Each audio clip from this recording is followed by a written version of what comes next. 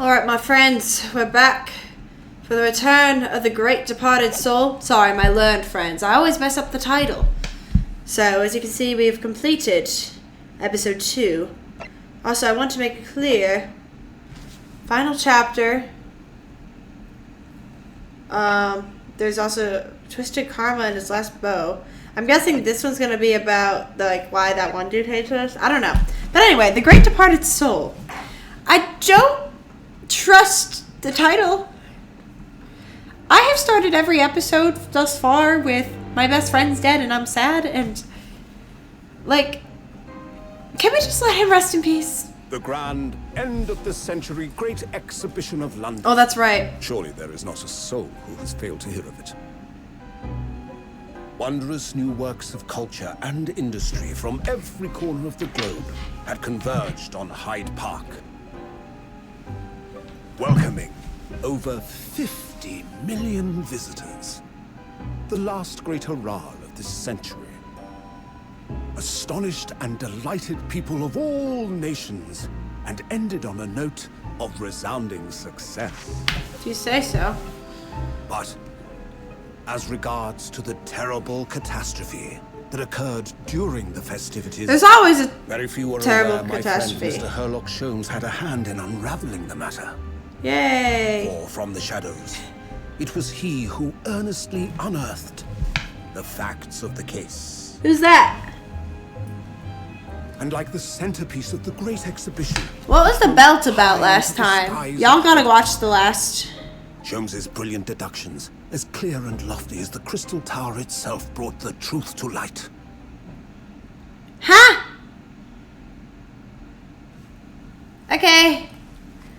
I don't know. I feel like the intros are needlessly dramatic. Wait just a second. W?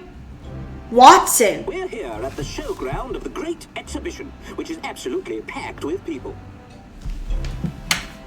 I appreciate not having to do all the voice acting around here. The weather is unusually fine, and we're about to witness a most extraordinary scientific experiment. Kind of sounds like Alistair. Ladies and gentlemen, That's a dead dude. the 20th century will see steam engines and electrical power dominate the world. Okay. Horse-drawn carts will give way to the motor car. Ships will sprout wings and take to the skies. And today, I'm down. we showcase even more advanced technology. A glimpse into the future. A world first. A demonstration of my super high voltage instantaneous kinesis machine. Okay. A man will literally be disassembled by a pulse of high voltage electricity. What? And beamed to another location. Teleportation. Whereupon his body will be reassembled by a series of complex calculations exactly as it was before. My dude, we don't have teleportation here in the year of our Lord 2025.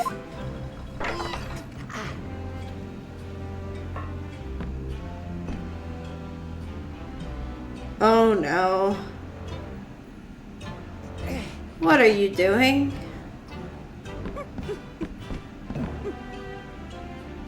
In but a few moments from now. What if I just never click it? Then nothing bad will happen. This gentleman will, in the blink of an eye, complete an incredible journey through the air. Mm-hmm. To arrive an instant later on the crystal tower behind you. Right. I don't trust this. Please don't make that sound ever again. I appreciate the cutscene. Yes, yes, yes, yes! I'm gonna eat some M&Ms.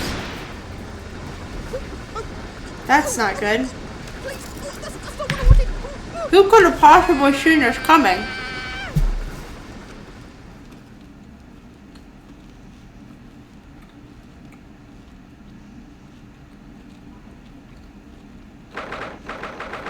Back in Sean's apartment! Sorry, sweet.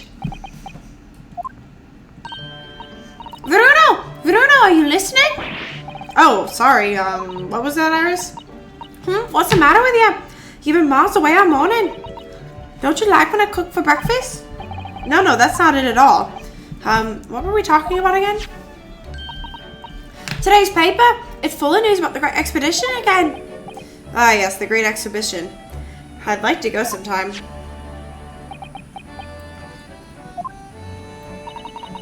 You're really not your usual self today. You seem very down.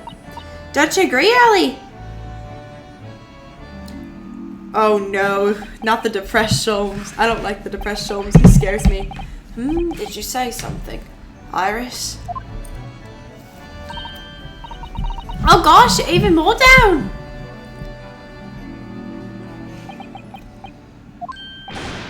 Ha! When did you arrive, Mr. Naruto? What in the world?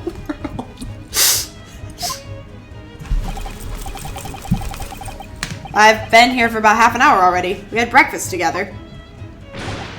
What? Why did you mention it before? I thought you might have known I was here. You know, because breakfast. Iris is quite right. You're clearly lacking in vim. So much so that I didn't notice your presence. Thanks.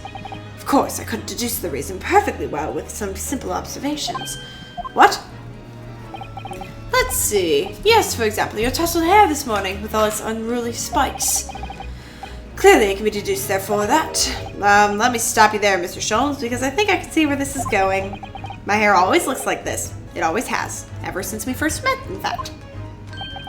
Oh, really? How interesting. Just doesn't look like a haircut as such, I suppose.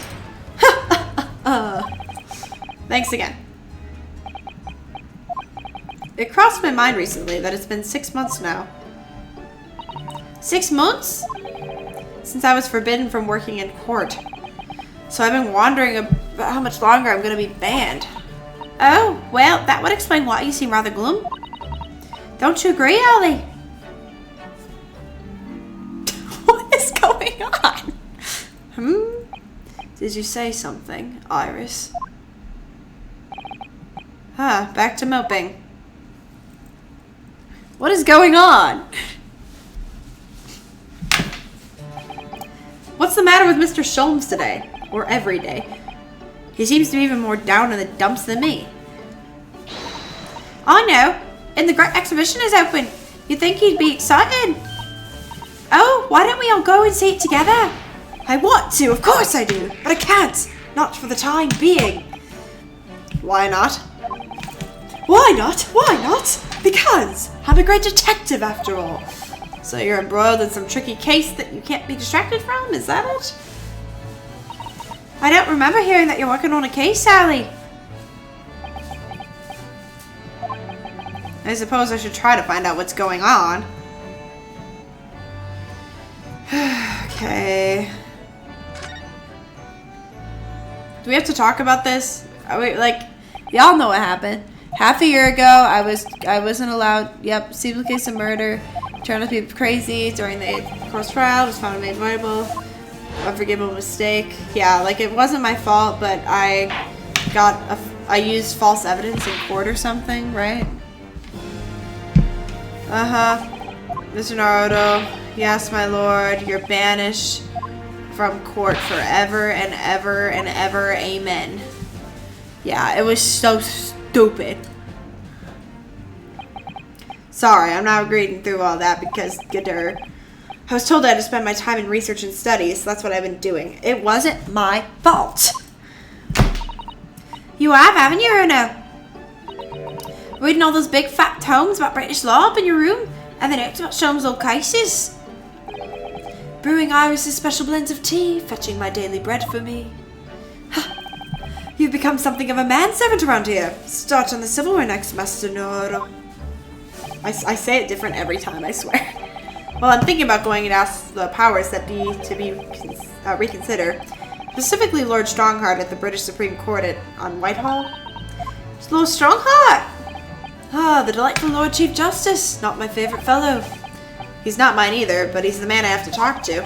He's the only one who can grant permission for me to start working on the courts again. I came to Britain to become the best lawyer I could, and I can't do that just sitting around here. The whole of London has been swept up in this great exhibition, hasn't it?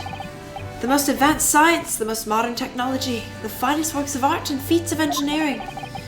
For the next 6 months, our capital will be showcasing these things, and the world will be watching. Oh, do you know what I'd like to do? I'd like to look down on London from one of those lovely balloons. Look down on? Do you mean those things fly? Yes, of course. They fly high in the sky and don't we need wings to do it? All you need is hot air. But how? How does hot air have anything to do with flying? It makes no sense. I can't understand it at all. That's true, a lot of new scientific discoveries.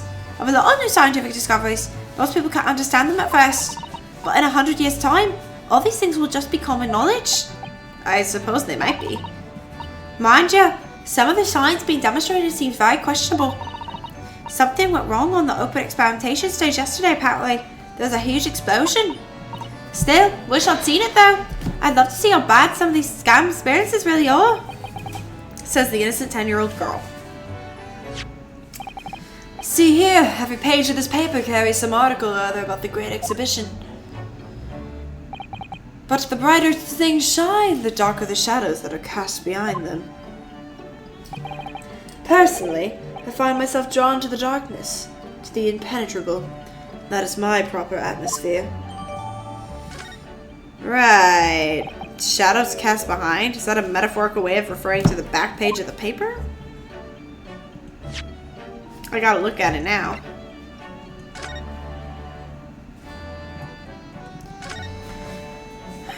So many glowing reports about the great exhibition and everything that's going on here. Other than this gloomy looking one, that is.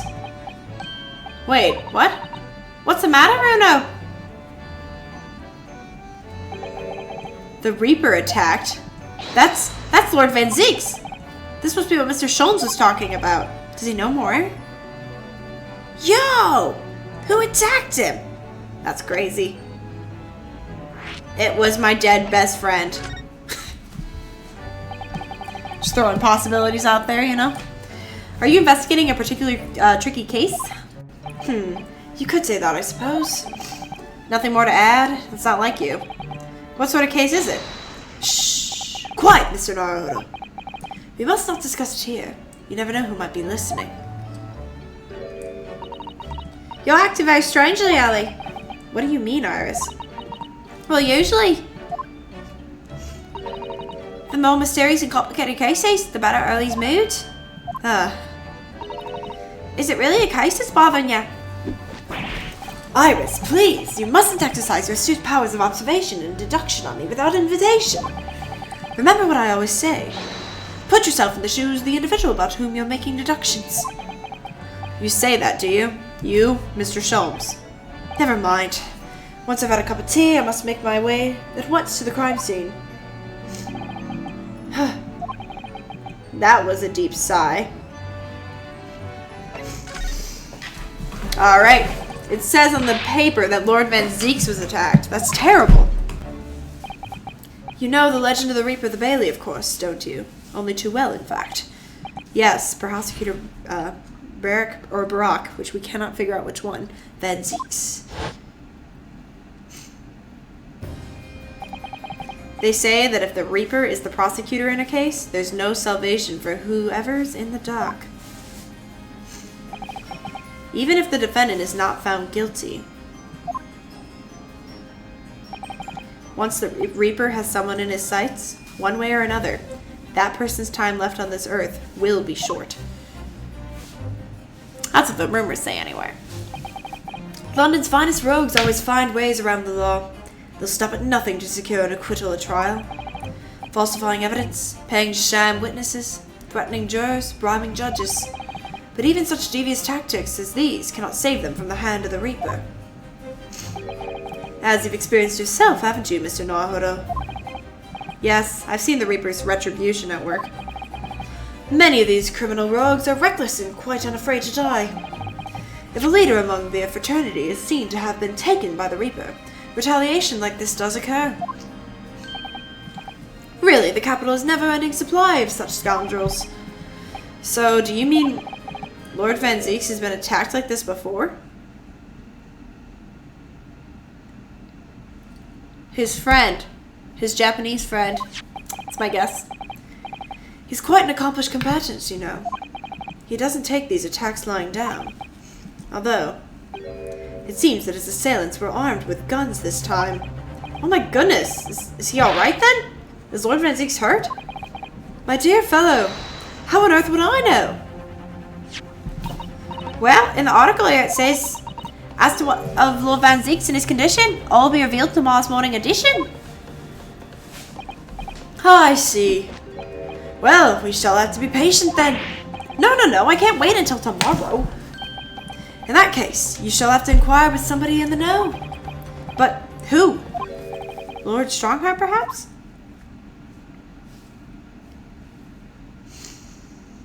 Oh, goodness, guys. This is crazy. Well, I must be leaving now. Yes, understood. See you later. Ha! You really are a shameless liar sometimes, my dear fellow. What? You seek to put me off my guard and follow me, don't you? Well, you would be wasting your time. The thought hadn't crossed my mind, but now I'm wondering where you're going. Ha ha ha ha! Well then, see you later indeed. Listen to him. He's still laughing on his way out the door. Alright then, Reno, let's get going. Oh, Iris, what are you wearing? I've got changed to go to the Great Expedition. You're going to take me? What? But I was just about to go see to the Supreme Court. Oh, well that sounds fun too. You're going to take me there then? Alright, fine. Just lower that weapon, would you? Of course. And after the Supreme Court, then we'll go to see the Great Exhibition.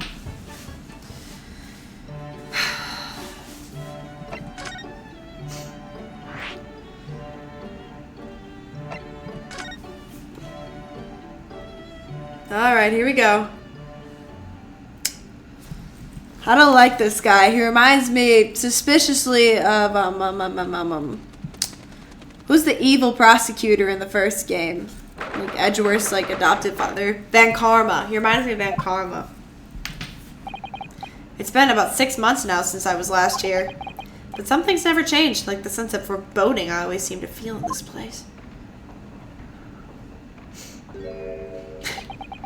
Doesn't seem to be bothering Iris at all, though. She's happily reading. She's so cute.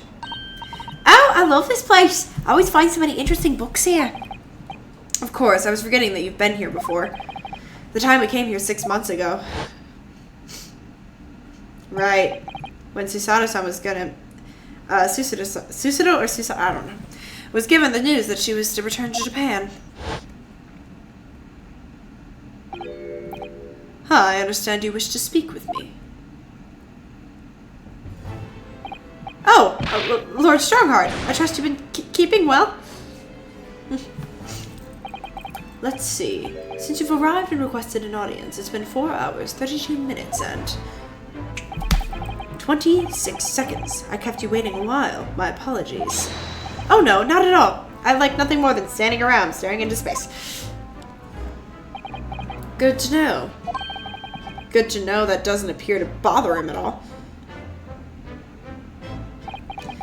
Male Strongheart, Lord Chief Justice of London. He's the man who allowed me to start practicing as a defense lawyer when I arrived in Britain as a student. You need only savor the air for a moment in this grand office to understand his preeminent status. As you will be aware, the Great Exhibition of London is now underway at last. We're extremely busy as a result, policing the grounds, guarding the new technologies, dealing with petty crime. And furthermore, as of next month, we shall open the International Forensic Science Symposium. Oh, I've not heard about that. Investigating authorities from 40 countries around the globe will be taking part, including from your own land. Forensic science is the future. The world must embrace it. As we're the hosting nation, I have much to do, and it is my highest priority if others must wait for my attention as a result. So be it. Well, it's nice to know where I stand. So, you wish to consult with me? Of course. I can very well imagine what this is about. Thank you for agreeing to meet with me. I want to be allowed to start working as a defense lawyer again in court. That's what brought me here today. But actually, there's something else playing in my mind as it happens. Bruno! Just take a deep breath and come out with it!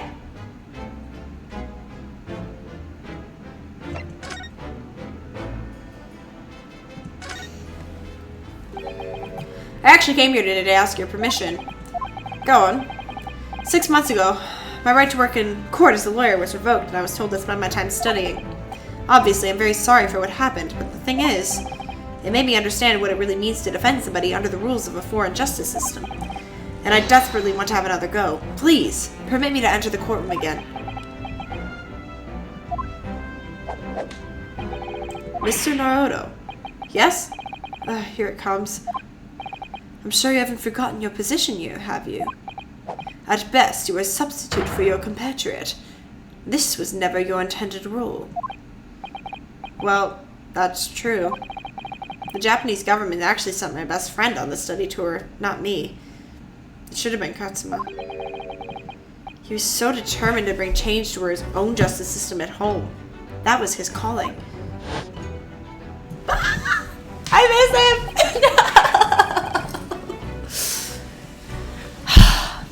That tragic accident hadn't happened. I said I want the dead to stay dead, but I want it back. I wouldn't be here in this office now.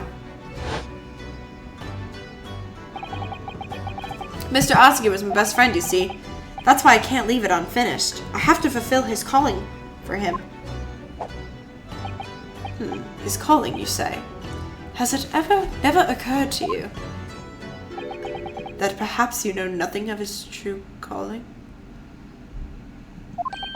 Sorry? The mission with which that young law student was charged. What do you suppose it really was? What do you mean? Mission? He's not making any sense.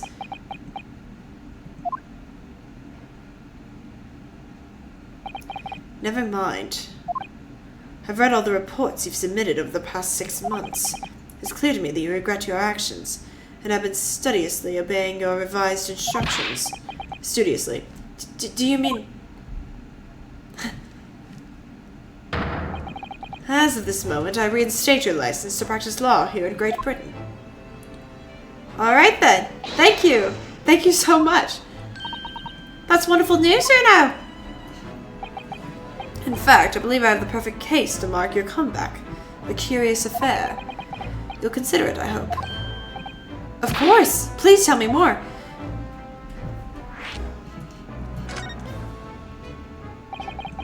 You described it as a curious affair? Yes, that's right. I believe it was reported in the press. Are you aware that there was a serious accident at the Great Exhibition yesterday? Oh, no. Yes, I read about it. A professor from Germany tried to carry out a crazy experiment. Let me see. How was it described? Super high voltage instantaneous kinesis, I think. Instantaneous kinesis? As in moving things with a click of the fingers? That's right. It's just what my herbal blends need. A dash of devil-may-care. Whatever this serious accident was exactly, it's clearly captured Iris's imagination. It's an unfortunate business. A large explosion engulfed the public experimentation stage and a man lost his life. A certain Mr. Odi Yasman, an investor and a well-known figure in society. A large explosion? A man died? The man responsible for the experiment was Professor Albert Hairbrain.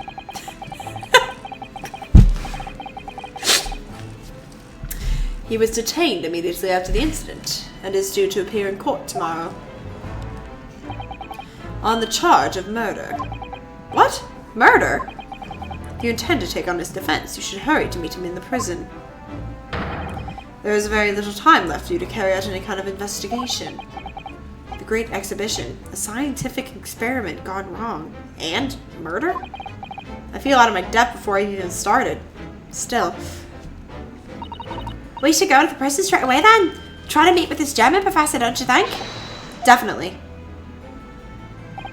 And yes, one more thing about the case.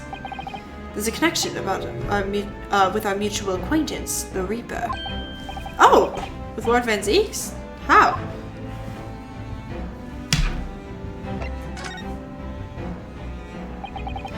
All sorts of conferences have been taking place around the world to coincide with the Great Exhibition. And next month, the largest and most important of them will take place at last. The International Forensic Science Symposium. It does seem as though criminal investigation needs to embrace scientific methods, doesn't it? That was a mouthful. Exactly. Ah! London, the global epicenter of the culture, science, and wealth, now has a population exceeding 6 million. Sadly, crime in the capital is growing at a similarly startling rate. So it's imperative that we use the latest scientific methods to investigate and resolve cases as efficiently as possible. Which is what's known as forensic science, isn't it? Exactly. The future of policing.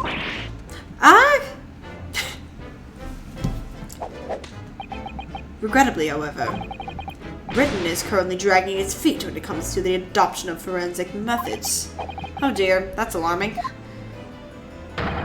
Exactly. It's extremely alarming.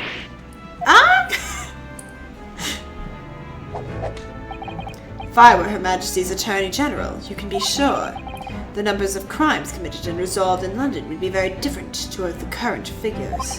And I can cite 12 solid arguments and 223 individual reasons to support my claim. Sorry? By way of apology for keeping you waiting earlier, I shall detail everyone now. What? Oh, how fascinating! It all began 15 years ago.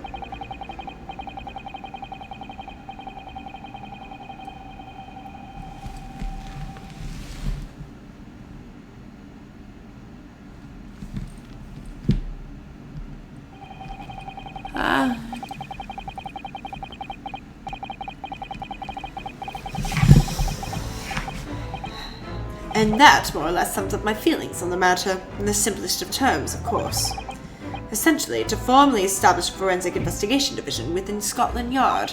That is my mission. A noble one, even if you really weird me out. Right, yes, that's wonderful. Exactly. Wonderful is precisely what it will be. Iris isn't paying attention at all. She's got her nose in another book. Oh, is it over? Did you learn anything useful? I actually drifted off for the most part. He's surprisingly ardent about forensic science. Okay, wait, so I have to present...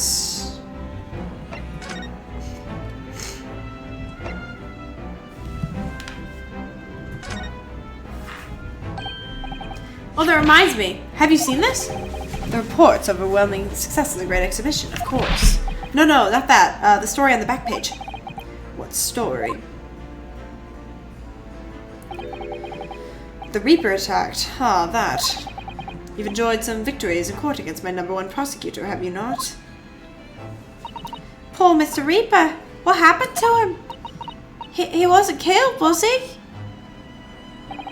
There's no need for concern. Lord Van Zieks would not be so easily dispatched, I assure you. Can you tell us what happened? I'd really love to know. Very well. If it interests you. It does, strangely.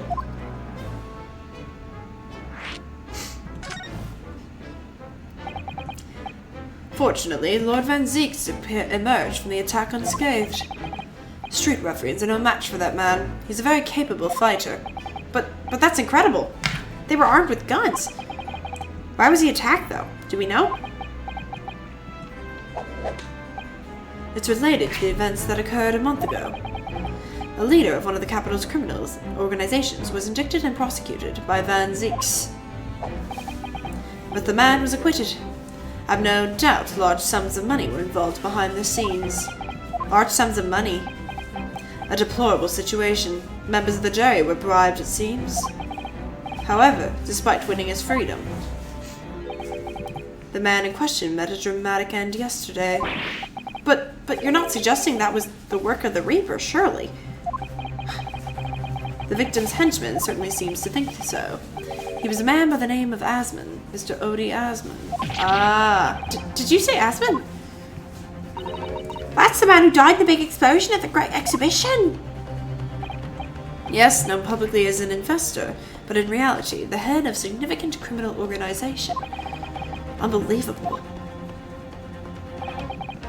I wonder, could I ask you something, Lord Stargard? Try me. Why do you use Lord Van Zieks as a prosecutor? All the criminals who manage to get off in court then meet with mysterious ends outside the courtroom. And fearful of that fate, they seek to strike at Lord Van Zieks first.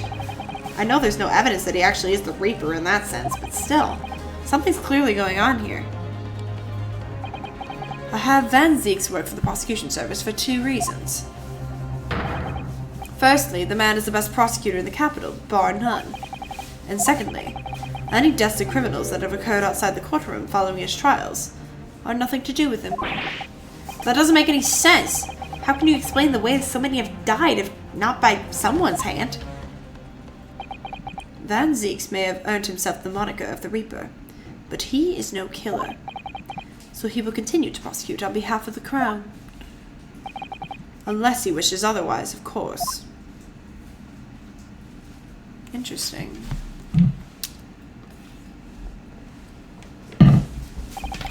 Well, I must be leaving for my next engagement. I'm already 11 hours, 16 minutes late. My colleagues may start to fidget. 11 hours late? That's quite something. That meeting had already started when I arrived back here for this engagement with you. So lateness was inevitable. Time stops no man. I'm sure it stopped for me during those 12. Well, oh, yep. Oh yes, where would I find Lord Van Zieks now? I would assume he's at his office. Right, I'll go and ask him about that attack in person. I want to get this straight from the horse's mouth. Away with you now. I'm leaving. Of course, yes. Thank you very much.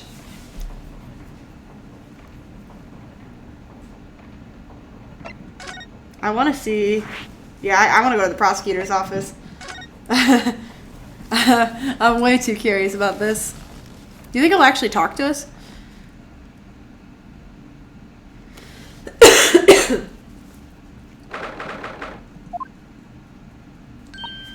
Oh, so this is the legendary Reaper's office. Yes, it appears so. Brr, it sends chills on your spine, doesn't it? What an amazing, deathly atmosphere. Oh, is that? That hooded figure was so still I hadn't noticed his or her presence. I wonder who it is. What are you doing here? Ah! What were you doing? He's as unwelcoming as I thought he'd be. Actually, maybe even more so. Oh, I am. I'm glad to see you're well. I am. So, who's the person over by the wall being punished for something or other? No punishment is taking place here. Oh. That's my apprentice, and he's sitting there at of his own free will. I didn't know you had an apprentice. Must be the same person who was pictured in the newspaper. I have a bad feeling. He's very able in combat. A requisite skill for anyone under my tutelage. Is that my best friend in that cloak? Are you afraid of the attack of the Reaper that was reported in the papers? My dead best friend? I'm sorry, I'm just throwing ideas out there. The Reaper. I'd be interested to know the Reaper's true identity myself. The Reaper's my best friend. No, the timeline doesn't add up. That would be kind of fun, though. My best friend is actually a ghost Reaper. Assuming that is, such a fabled fiend genuinely inhabits our great courtrooms. Alright. I want to talk. Lord Strongheart said that the assault last night was some sort of revenge attack? True. Carried out by the henchmen of Odi Asmon's criminal organization. The investigation meant their arrests were imminent. Presumably some hoped to kill me before that happened. Odi Asmon. Osmond. Probably Osmond, not Asmond. He's always masqueraded as one of London's most powerful financiers. A global investor. but his enormous wealth came to him by underhand means via his criminal activities. And he used that money to buy himself a verdict not guilty when he found himself in court, did he? Being prosecuted by you, Mr. Reaper. But the man got his comeuppance in the end.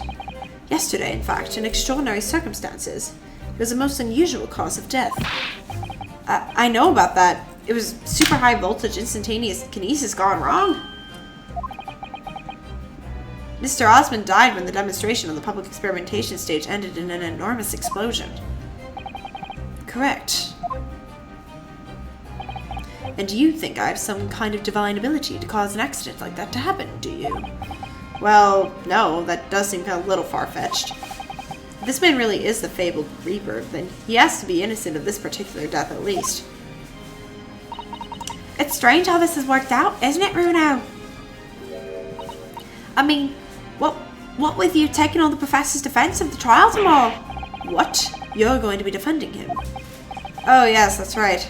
Though I barely know the man's name yet, to be honest. Albert. Albert Hairbrain. That's right. Do you know him by any chance? Of course. He's a contemporary of mine. We were at university together. You're... What? Hello? I understood that Professor Hairbrain was from Germany, though. Hairbrain's from a respectable British family. After graduating from the University of London, he moved to Germany to carry out research, that's all. So you were students together. I was in the Faculty of Law, of course, and he in Science, so our paths rarely crossed. But curiously, we got along. I've not met him since my university days. I certainly didn't expect our next encounter to take this form. And with you, of all people, representing him.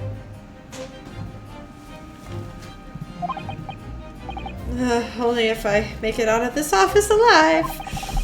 He's actually been charged with murder, it seems. Yes, I know, because the prosecution will be handled by me. Of course. No other prosecutors exist. By you?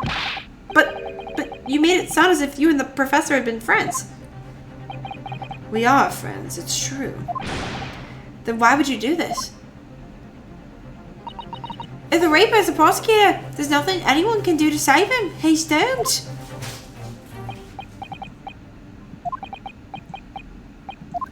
What's with that look on his face? What do you mean by what you said before? If you'd like to know the Reaper's true identity, does that mean...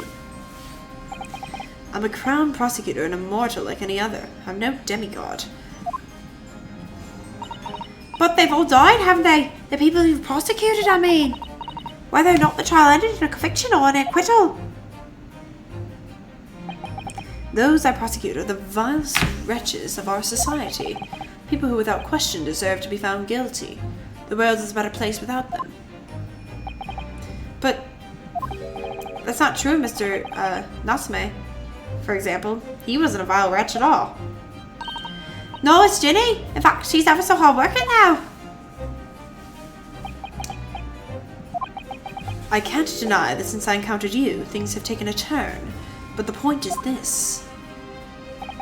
If any of those vile wretches that escaped justice subsequently died in mysterious circumstances, it was at the hand of their own kind. It's not my work. Lord Strongheart said the same. He believes you're not involved in any way. I believe him too. But you were attacked by those ruffians because they believe it's true. The fact is, since people started to call me the Reaper of the Bailey, the number of serious crimes in the capital has dropped substantially. Oh. It would appear that even the most hardened criminals can be made fearful for their lives. But, I mean to say that if my pseudonym serves as a useful purpose, I adopt it gladly and with honor. But it's putting you in danger. You could be killed. If that is my fate, let God decide. Lord Van Zieks. Is that the same badge that was on the G. I'm still trying to figure out that whole mystery. Okay, the only thing I can present is this. Lord Van Zeeks, about the article in this paper. Ah, yes, it seems there was a reporter nearby when that little skirmish took place. I had no idea I'd been photographed. It was careless of me. It looks as though I was taken after the people who attacked you had run away, though. Rest assured, the police have already apprehended every last one of them. But there's someone else fighting alongside you, it seems. And I think it's the same man who's sitting over there as we speak, isn't it? As I mentioned already, he's my apprentice. Perhaps you could tell us a little more about him? Oh wait, no, it would be my best friend. He would work with a Japanese man. Gadur. I don't know, they keep getting my hopes up. He's in my tutelage to become a prosecutor. So you could say he's my apprentice, I suppose. Ah, like you ordered early then, Reno. I don't remember taking an apprenticeship with a great detective. He's currently compiling a report about last night's attack. Looks like he's wearing some kind of mask. On Lord Strongheart's orders. Nobody knows the man's face, or indeed his identity. But why would you agree to take on a clearly suspicious individual? So he wouldn't know if it was my best friend. So he maybe... I have no idea why he would have ended up here, but... You know, if my friend didn't die getting tripped by a ballerina. Lord Strongheart's orders again. He's not one for meaningless follies. There will be good reason for his actions. I hope you're right. Can I see you? No. Y'all.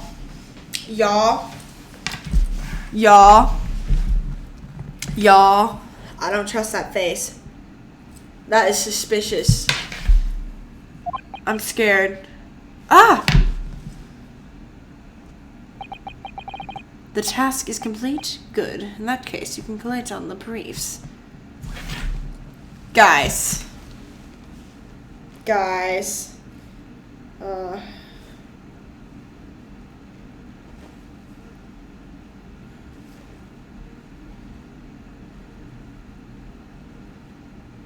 Guys. No.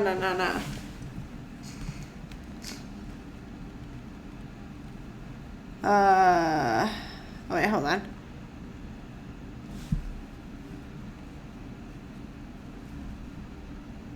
Wait.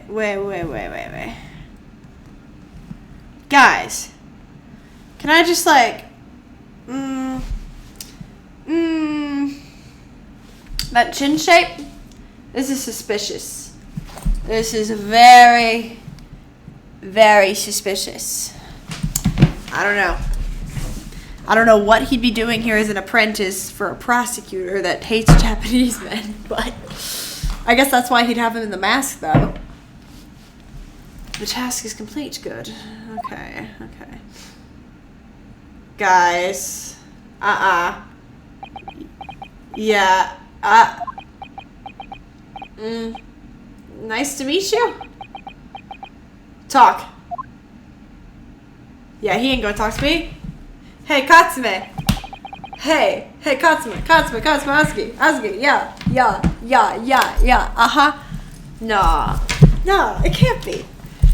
It's just, maybe my brain's, maybe I'm just desperate, but that face shape, the chin, that was really strange. I've never met that man before. I didn't even know he existed, and yet, somehow it didn't feel like it's him. Oh my gosh. I'm gonna start crying. Guys, my best friend. I think that's my best friend. And he's the Reaper. I think that's my best friend. Right there.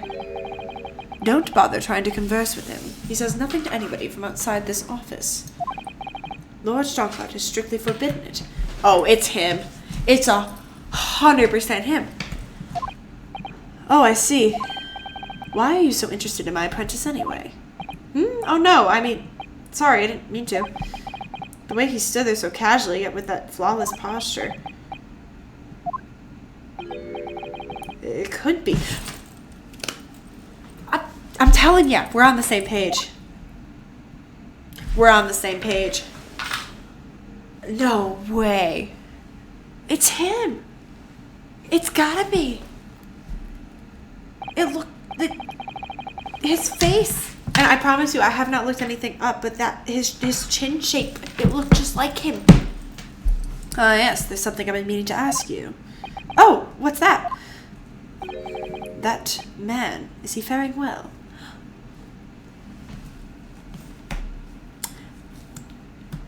I think he didn't mean it insulting that time. I've just gotten the habit of not reading it just in case. Sorry? The one arrested twice in succession 6 months ago, with the stoop and the mustache and the jitters. Ah, Mr. Natsume? You mean? I'm not sure. I'd be very pleased to find you identified within that list through now. He's fine, thank you. In fact, I received a letter from him by international post only the other day. I see. Well, I think we can end our discussion there, don't you? There's little time left before tomorrow's trial. I advise you to spend it investigating the case. Yes, thank you for the advice, and for the conversation. I can't believe he's asking after Sosuke-san. I'm not sure whether to feel happy about that or worried. Can I talk to that apprentice? I never imagined that Mr. Reaper would be friends with a mad scientist, did you? That's a turn up for the books. A mad scientist? Oh, you mean Professor Hairbrain. Yes, it might be worth quizzing the professor about his relationship with Lord Van Zeeks, I think.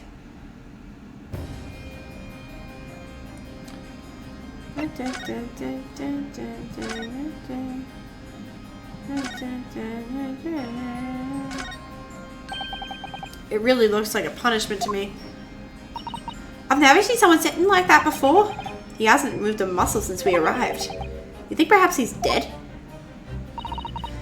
If he's dead right now, would he be sitting up, would he? Well, anyway, dead or alive, he's not overly approachable, is he? I don't get why I don't think he's gonna talk to us. He's not dead! Guys.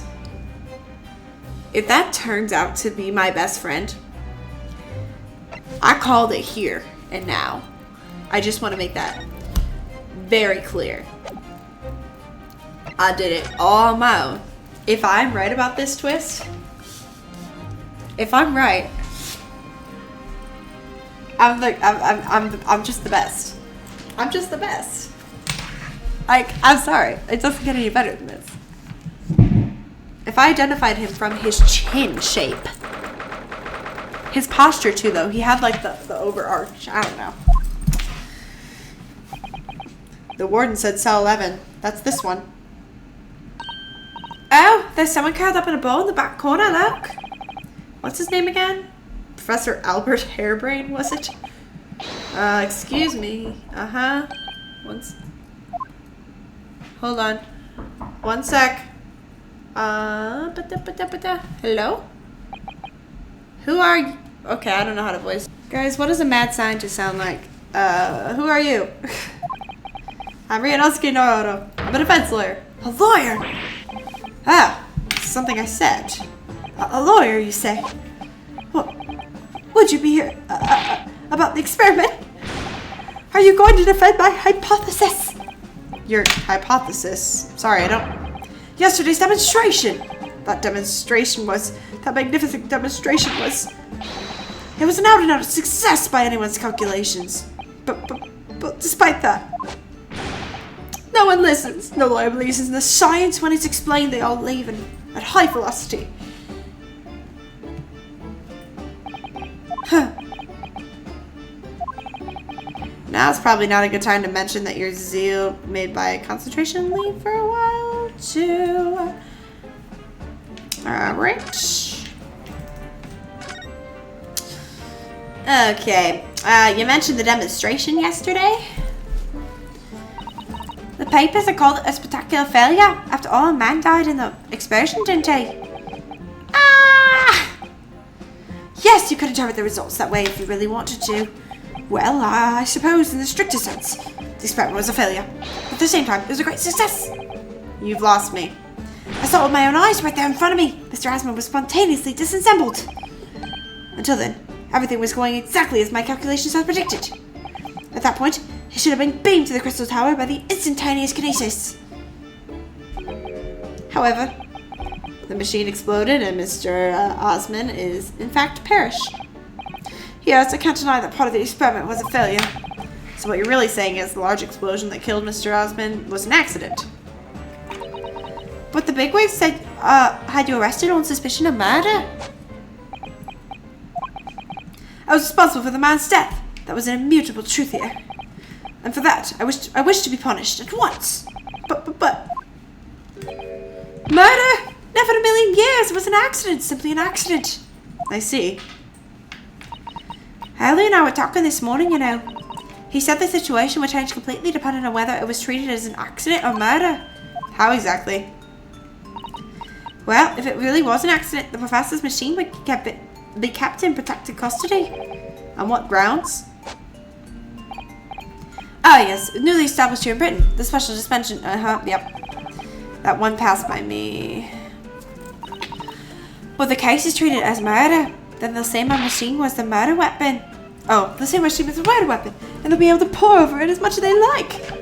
If they examine it in detail, they'll find out how it's made, and then they'll be able to copy my idea. My precious hypothesis will be stolen.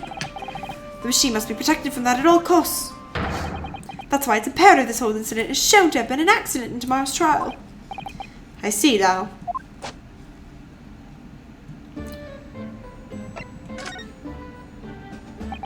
So, in short, there was a terrible accident at the Great Exhibition Showground yesterday. Yes! Or rather no, the devil's in the details, strictly speaking. There was a terrible explosion. Sounds the same to me. You were demonstrating super high voltage instantaneous kinesis, weren't you? How fascinating! Humans, like all matter, are made of particles that are held together by electrical bonds. So it must be possible, using sufficiently high voltage, to break those bonds and beam the particles through space. That's it in a nutshell. That's my idea, you see. That's my amazing hypothesis. Gosh, that's unimaginably high-level science. Oh, but dare to imagine it, dare to dream of such incredible technology. Just think, one moment could be here in the cell, the next I could be at the Great Exhibition again. Well, yes, that would be incredible. And the next, in the mere blink of an eye, I could be at the Great Paris Theatre, you say. Possibilities are endless. The whole of our vast planet would be within reach. So no more hiding in wardrobes on rocky seas for 15 days. Hey, sore subject. I don't really see it like that. What do you mean, Iris? Well, if you could travel anywhere in the world instantly, the planet wouldn't really seem vast anymore, would it? I think it feel it had shrunk. That's exactly right. What are the implications? What does this mean? Oops, that got Professor Bunny Brain really worried about the look of it. Clearly this is yet another case of just because you can doesn't mean you should, I suppose.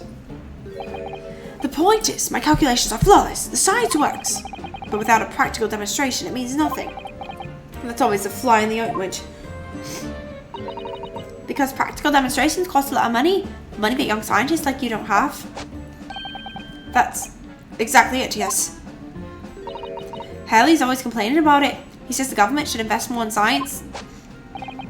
Well, anyway, I bumped into him at the right time. I met the well-known investor, Mr. Osman. The victim who died in yesterday's terrible accident, you mean?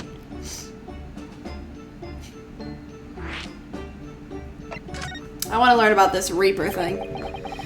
I understand Lord Van Zeeks is a friend of yours from your university days. Yes, that's right. He was studying law while I was studying science. What was he like back then? A good question. Unassuming. Gentlemanly. All around nice fellow, really. Sorry, I think you misheard me. I'm talking about the cold-hearted, merciless prosecutor, Van Zeeks. Zeeks. I keep it on. What was he like when he was at the university? Talk about leading question right now. As I said, an unassuming and extremely pleasant gentleman. After all, he is the little darling of the Van Zieks family, with all its great aristocratic origins. I didn't realize he had quite such noble blood. Little darling. It was a bit of a shock when I came back to Britain and learned what he'd become. The Reaper of the Bailey, no less. Yes, that's right. I did hear, though, that there were very big events in his life that have completely changed him after graduation. Yeah, we already know that. It has something to do with his Japanese friend. Hi! Hi, I'm sorry. But I don't know anymore. I wasn't in the country at the time. I was in Germany already. Oh, of course. If he's heard all about the Reaper, I really don't have the heart to tell him that Lord Van Zieks will be the prosecutor in court tomorrow. He's gonna find out eventually. The full name of the man who died in yesterday's accident was Mr. Odie Osmond, wasn't it? What exactly was your relationship with the man? He first visited me in my laboratory in Germany a year ago now. He said he was to investigate my immaculate hypothesis. I thanked for my lucky stars. I see. So you hadn't really known each other until then. Money for scientific research? I'm so envious. As far as I was concerned, the man was an angel. Oh, really? An archangel, even. He was prepared to fund a practical demonstration for my hypothesis for a presentation at the Great Exhibition. Yes, and if that went well, I could expect additional financial support for my research for the British government. Mr. Osmond provided me with money and an exceptional engineer. He produced a machine to my precise specifications. But then, your dreams were blown to dust in one enormous explosion. As you can see, I owed everything to Mr. Osmond. I would never, ever have thought of taking the man's life. Well, he seems genuine enough. I don't think he's lying.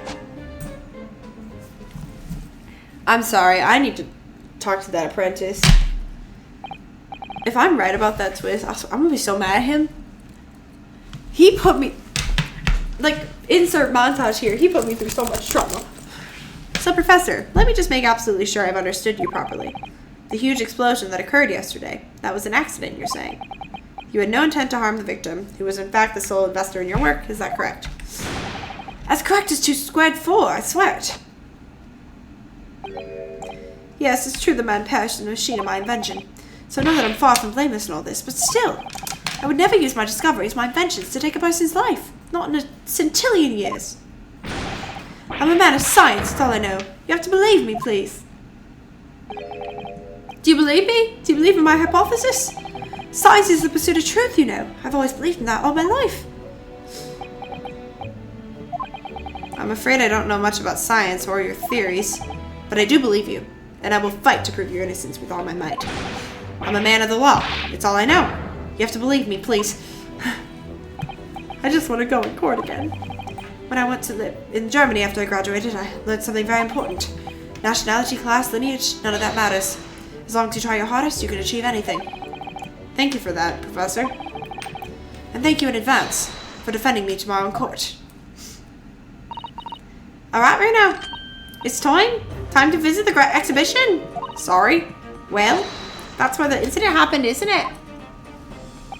Yes, I suppose that's true. Time to investigate.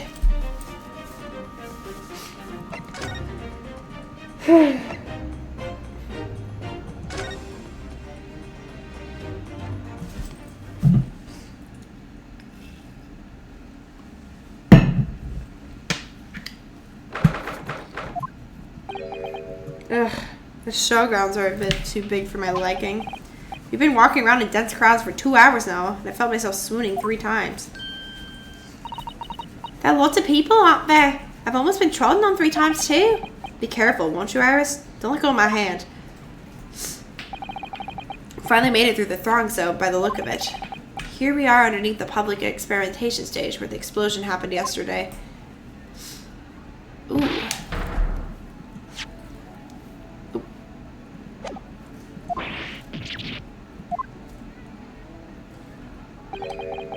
What's that?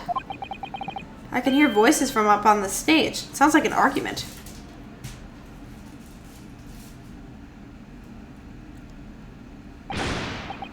Right, I've had it with this time. I'm warning you. I'll arrest you in a minute. She's back! I missed her. Oh yeah? Go on, Inspector. Give it a shot. You ain't got no evidence and you know it. Wait, I know those voices. You got cheeky little mouth of you, young lady, but it's not in the cells to teach you some manners. Just try it, I dare ya, if you want that bag of chips ran down your throat. Yo. Yoo-hoo, Grexy, what you doing up there? Wait.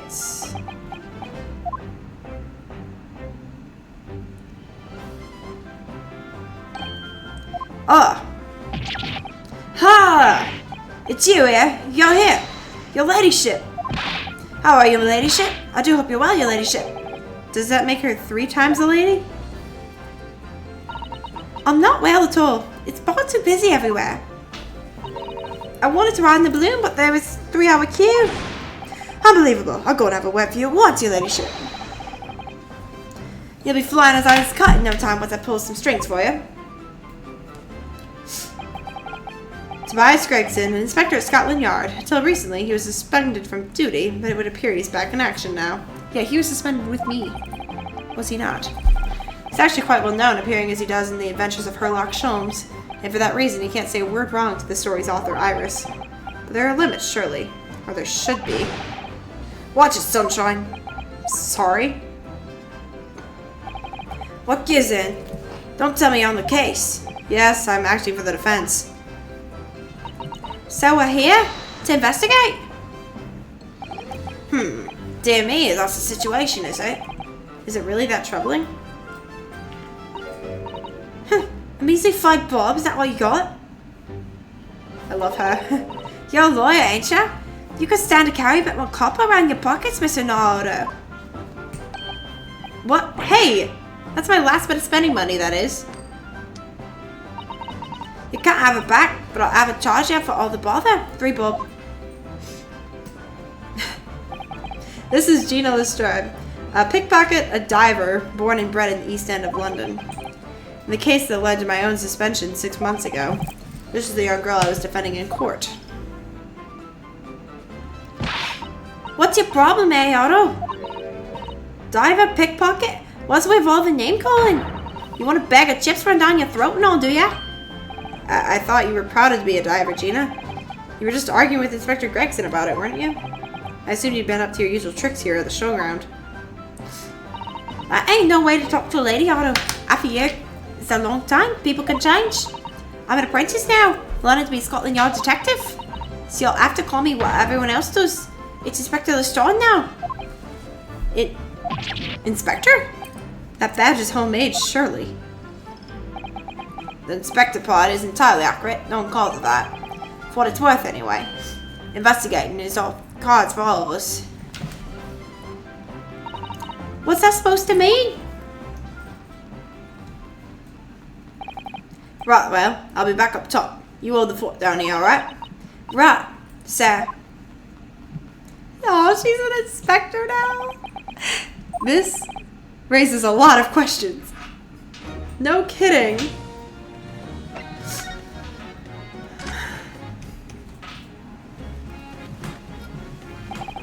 It was 8 months ago. Yeah, we already talked about this. Okay, She helped all of them survive a pickpocketing, but then she got embroiled in a murder.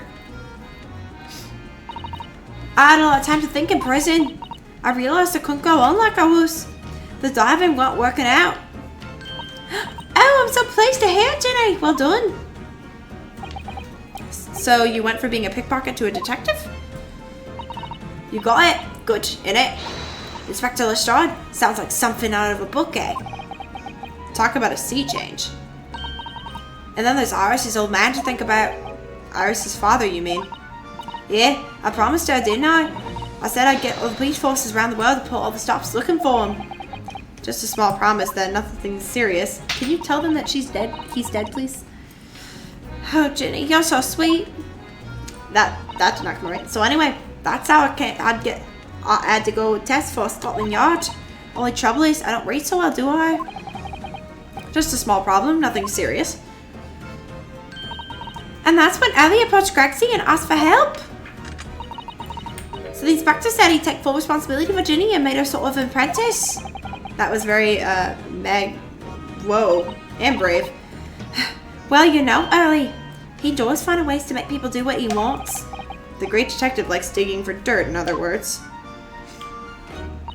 So, long and short of it is, if you got questions about the case, you ask Inspector Lestrade. Right then, Inspector.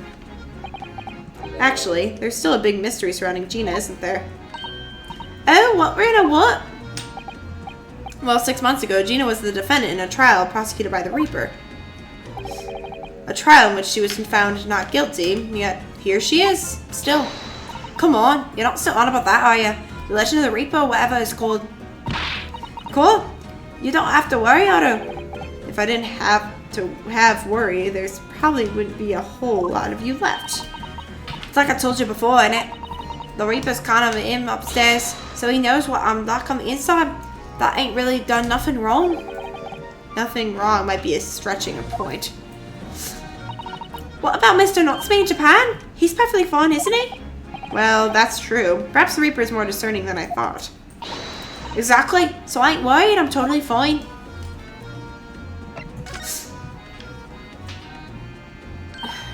Cool. It was out of this world, it was.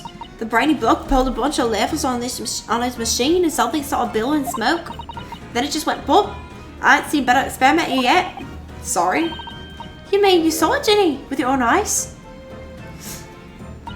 Yeah, of course. The boss in charge here, ain't he? Of keeping everything running smooth, I mean. The boss being Inspector Gregson, I suppose. That's gonna take some getting used to. So all I have to say is that I'm on duty and I can do whatever I want to. Get this, I was up in one of them flying balloons when it happened, watching it from above. No, you're so lucky, Ginny. Maybe I should join Scotland Yard too. Yeah, do it. You know how to put the boss in his place already, right, Harris? You have no trouble at all? That is settled. Where do I start? No. You can't join Scotland Yard, Iris. We'll see. Anyway, what I don't understand is this. If the machine exploded so spectacularly, how can Professor Bunnybrain still be claiming that his experiment was a success? Oh, right. Well, it was a success in a way. It was. How can it have been?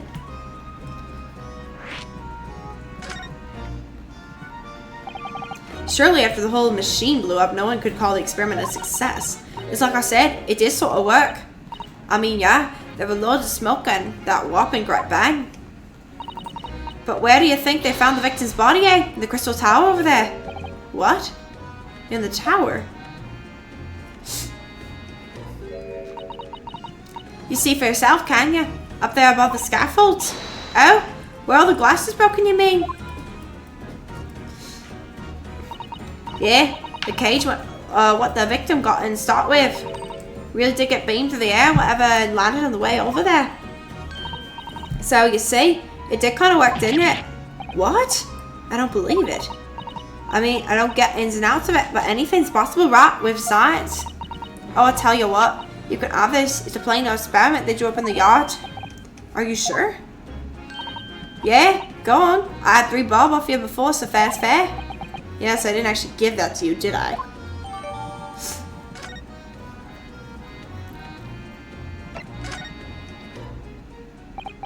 Something Inspector Gregson said before seemed a little strange. But what it's worth anyway. Investigating's off the cards for all of us. Yes, naughty old Gregsy ran off after that without explaining himself. Oh right, that. The boss said no one's allowed to investigate that weird machine what blew up yesterday. Well, that's not fair. We're representing the defendant. In that case, could you at least tell us what you've learned about your investigation? Nah, you're not getting it. We ain't allowed to investigate neither. Why? What did the boss call them again? The forensic investigation team, I think. Anyway, apart from them lot, no one's allowed to lay a finger on the scene. Bit funny, innit? So even Scotland Yard's own detectives can't investigate. Yes, I've never heard something like that before. I thought I could have a gander in the quiet though, but the boss caught me at it. You probably heard him and getting an earful by before down here, didn't ya? It's not bleeding fair. I think you were giving him... Oh, yeah, well, sometimes I think it's all them chips what make them so stubborn. You say something to him, Otto. Go on. See if you can get through to him. He's up on the platform above us, isn't he? Where the machine that exploded is? We can try, can we, Rudo? Grexy will listen to us. You can try. I don't know if we're going to succeed.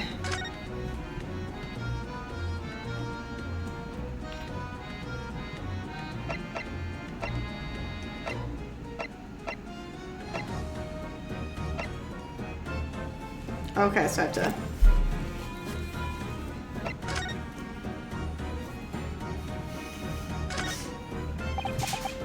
The stairs leads to the stage above. We should go up there and investigate the exact spot.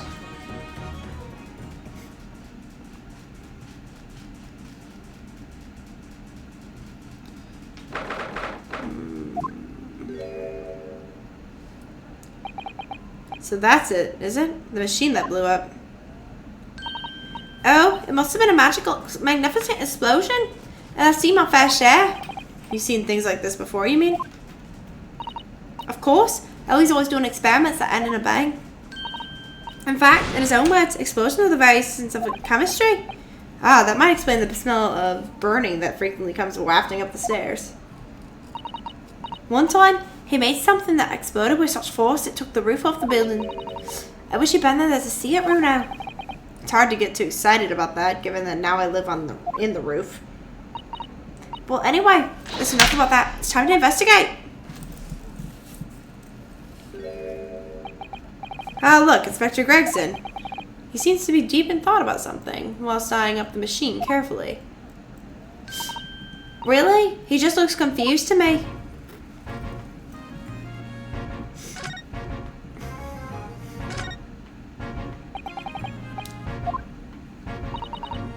Oh wait, I didn't actually mean to do that. I was trying to click him. Okay, I'm just skipping a little bit. Yeah. Oh, here we go. Ah! That was practically stage kinesis the way you flew over there just now, Grexy. Please, your ladyship, don't mean to startle you, but I can't really touch anything up there. So sorry, you could have some of my latest special blend to make up for it. Their dynamic is so weird. Ah, wonderful. This stuff really is wonderful. It's just like old times, this is.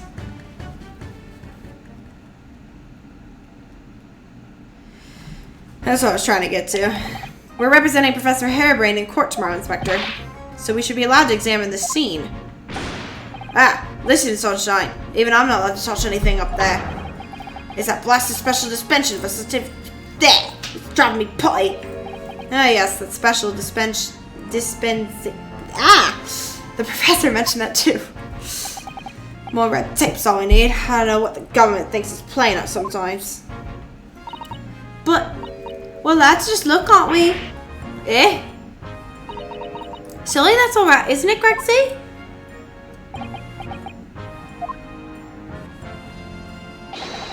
Of course, your ladyship. Anything you say, your ladyship, but please don't get your dirty hands dirty, will you? Don't worry. We wouldn't dream of touching anything, will we, Bruno? She really knows how to get what she wants.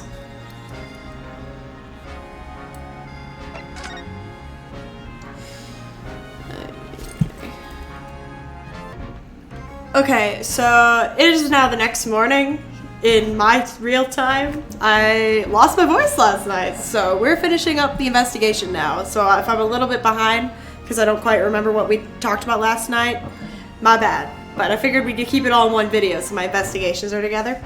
Anyway, government policy. Using high voltage electricity to somehow disassemble a man's body and then beam him across the crystal tower. It's an extraordinary thing to attempt, especially in public. True. This is by far the most unusual of the experiments planned for the exhibition, mind. To be honest, I'm a bit surprised it was allowed. Carrying out something so dangerous with so many spectators present, I mean. The government's doing everything it can to promote new science and technology at the moment. They're more worried about being ahead of the game than the odd spot of public safety infringements. If they can be the first to develop some new technology, it makes Britain more powerful in the future, you see? Yes, I suppose that's true in a way. So the powers that are placing a heavy emphasis on scientists' rights at the moment. What sort of rights? They're making it so that any theories that brains have remain their legal property, as it were, right through developing it into a practical idea, even going into production. Which is the infuriating reason us coppers aren't allowed to touch this crime scene. Because the new highfalutin special dispensation for scientific equipment act forbids it. I see now. Only people with permission to investigate here, and from the brand new department at the yard. The Forensic Investigation Team, it's called. We've been relegated to keeping guard. The Forensic Investigation Team. Any old fool can see this heap of scrap metal was a sham to begin with. But just because it says scientific experiment on the paperwork, we can't do a flaming thing with it.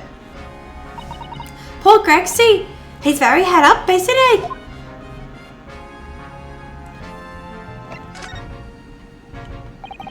Remind me again, what's this new legal act that means we're not allowed to touch the scene here? Are you having me at it, Sunshine? It's a special suspension for Scientific Equipment Act. Yes, I think Early mentioned that recently, with a real twinkle in his eyes, I remember. I'm sorry, did your ladyship, I'm sorry, did. Passed especially for this great exhibition it was.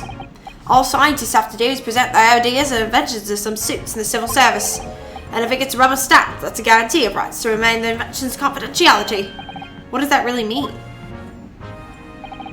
Think about it. Think of all the world-changing new inventions on display every day at this exhibition. Although good half of them are a load of cobblers, if you ask me. Put forward by shammers like yourself. Thanks for that. Oh, I love how absurd some of the inventions here are. It's so fun. It might be fun to you, but remember the Force has to be present in every single demonstration. Can you imagine, eh? Hang science, that's what I say. Oh, I don't think so. That sounds like my dream job. You'd soon think otherwise after spending a day guarding all the shammers' bogus contraptions. But if they're all bogus, how can anyone hope to demonstrate them? There'd be no point. Yeah, well, there is a point, sadly. Sorry? Thanks to another of the government's bright ideas. If any theory or invention is deemed to show potential, the government hands out a research grant. The scientists get funding. Exactly. That's what they're all after. All these shammers coming from far and wide to clog up Hyde Park. And who is to keep them all safe, eh? Who is the smart blackly and waving them? That's coppers, that too. So you can see why I say it now, can't ya? Hang science. Hang it. Oh, maybe I can see your points?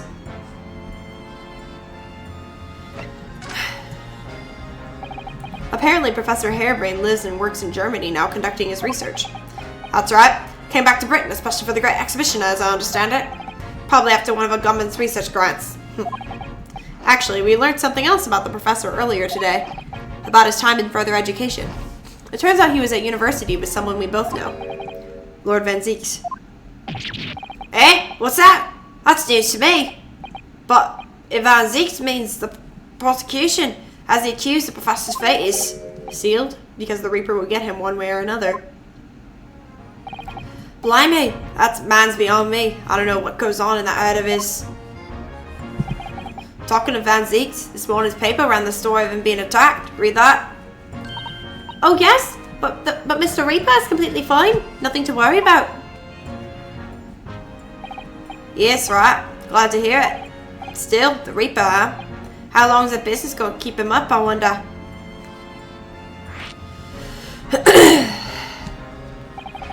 The victim of this case, the investor, Mr. Osman. He was another of the Reaper's victims, or so I heard. Lord Van Zieks is a top-class prosecutor, but even he can't always push the right verdict through. Sometimes justice can't win. Yes, I've heard about jurors being bribed and evidence being falsified. And that's how the notion of the Reaper of the Bailey came about, isn't it? Obviously, Scotland Yard suspected Van Zieks initially. We all assumed he was taking matters into his own hands as he failed to seal the deal in court. Although the man himself denies that charge. Well, we've done a very thorough investigation. The conclusion we reached is that Lord Van Zieks is in no way related to the deaths of those people outside the courtroom. There's no question in my mind. I'd stake my reputation on it, I would. If that's true, then how do you explain it? All those defendants couldn't just have coincidentally died if nobody killed them. I know that, but I can't explain it. It's a mystery after all, isn't it? That's the whole point of the Reaper. Professor Harebrained mentioned something else. He said that at university, Lord Van Zieks was a totally different person. Easygoing and kind, even. You what?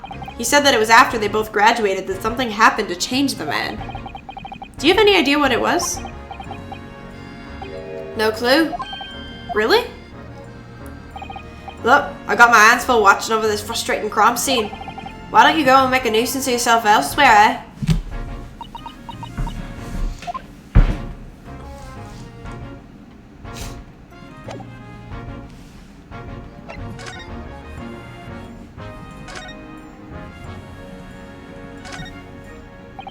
That amazing horn-shaped device is pointing towards the crystal tower. I suppose once people are disassembled by the machine, they're shot out of that thing to wherever they're going. I don't think it was supposed to shoot anything, Bruno. It was set up to beam people to Crystal Tower where they'd be reconstructed at the original form. Well, I don't like the look of it. If it was as amazing as it looks, the accident wouldn't have happened in the first place, of course. I suppose it's true, yes. But nothing ever goes according to plan, does it?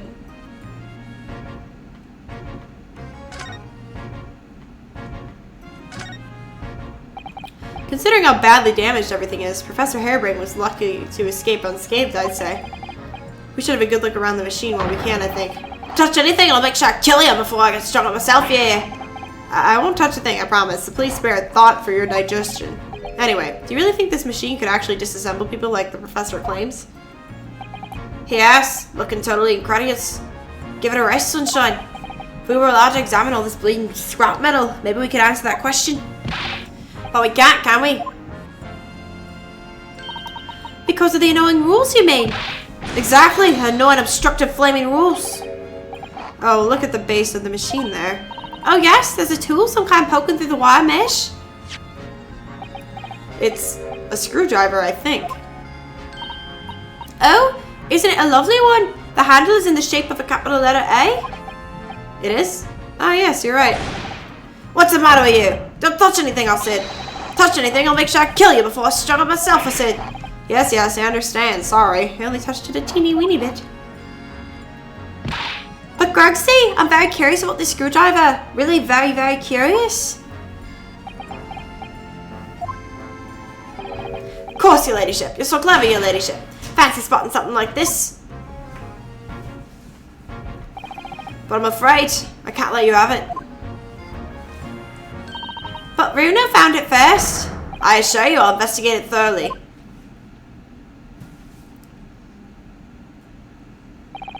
He's gone off with it.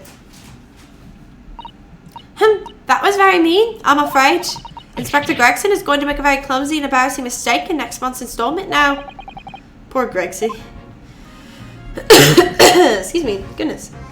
Okay, what's that?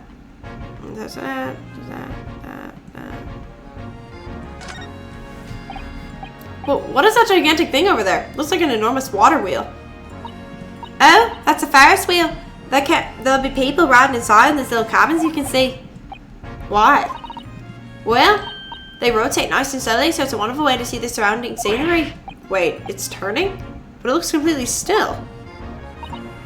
Yes, that's because it's turning so slowly. One complete revelation takes half an hour. If you were mad enough to go in one, it would be more fun to whiz around fast, don't you think? I feel as though you might have just invented a new sort of ride there, Uno. A watch?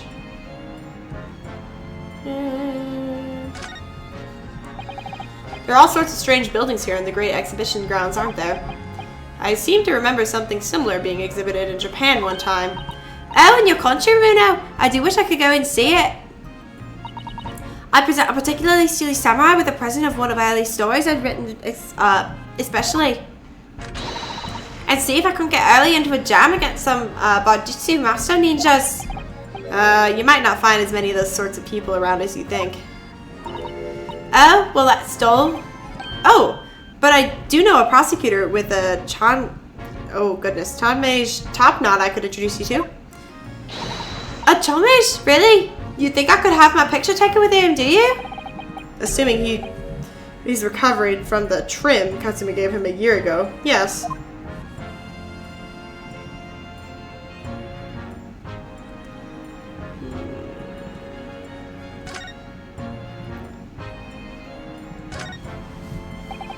So those are people carrying balloons, dangling silently in the skies over London. I always thought the day would come when humans would discover how to fly, but I never imagined it would involve them being suspended from colorful floating tamari handballs. I'm sure it must feel amazing being up there among the clouds. Let's take a ride together, Runo, please.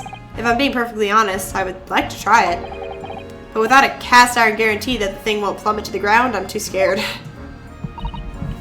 Oh well, in that case, I should tell you what Early said. It's physically impossible for a flying balloon to plummet to the ground. As long as it doesn't explode. Yes, call me crazy, but I think that exploding part might play on my mind a little. Alright, I think we've investigated everything. Okay.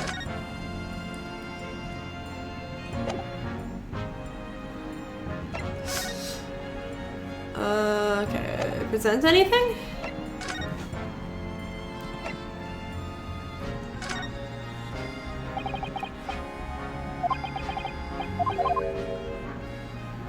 Okay, newspaper?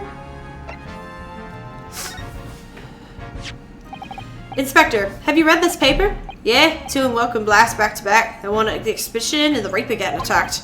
I know, terrible news to wake up to, wasn't it? I tried to pretend I hadn't read it and turned over for another 40 winks. Thanks to that, I was laid up and got roasting from the super. Some mornings are like that, aren't they? Alright.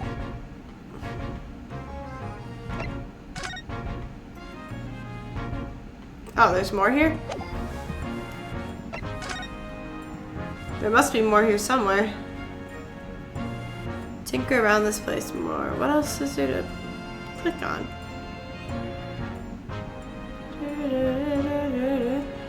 Looking for things without the check mark on them. La la la la la la la la.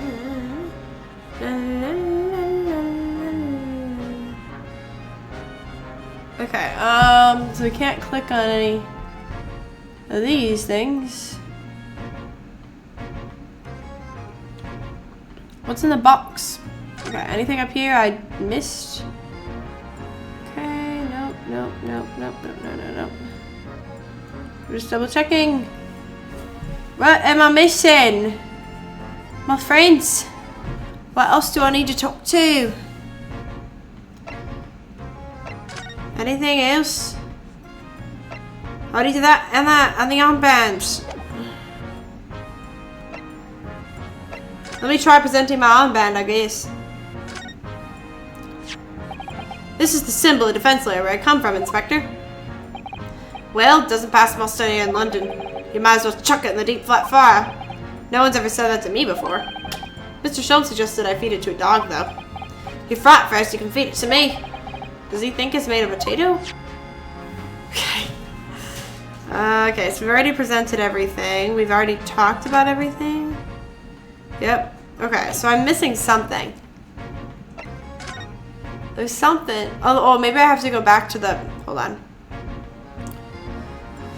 Should I miss anything? Everybody. I just can't tell if I'm missing anything. Oh, wait. Okay. Specific. Okay. Let me go. Maybe I have to go. Nope. Okay. Uh-huh. Okay, wait.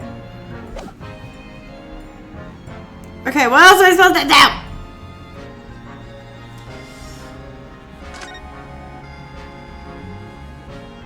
Can I go back to the...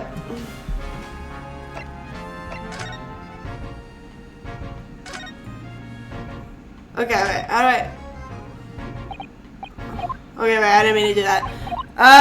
1 sec. I think I might have to like look up what I'm supposed to do next, because I don't know how to go back to the other space. Unless there's like a... Wait, can I... What about this thing? No? Can I just click on it again?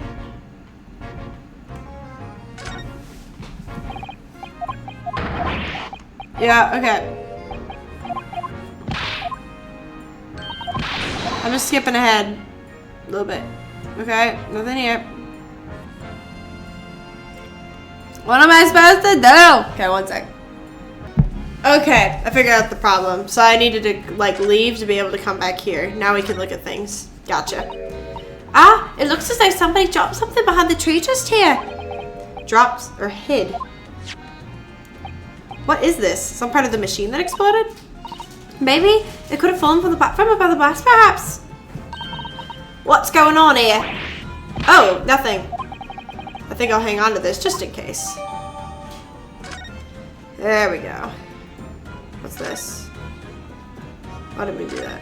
I just want to click. I wanted to.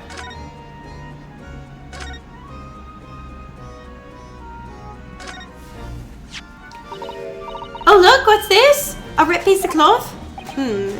It's not like any fabric I've ever seen before. It's very thick and stiff. Looks extremely durable. It's a canvas, I think, with some sort of rubber backing. And the edges appear to be a bit charred as well.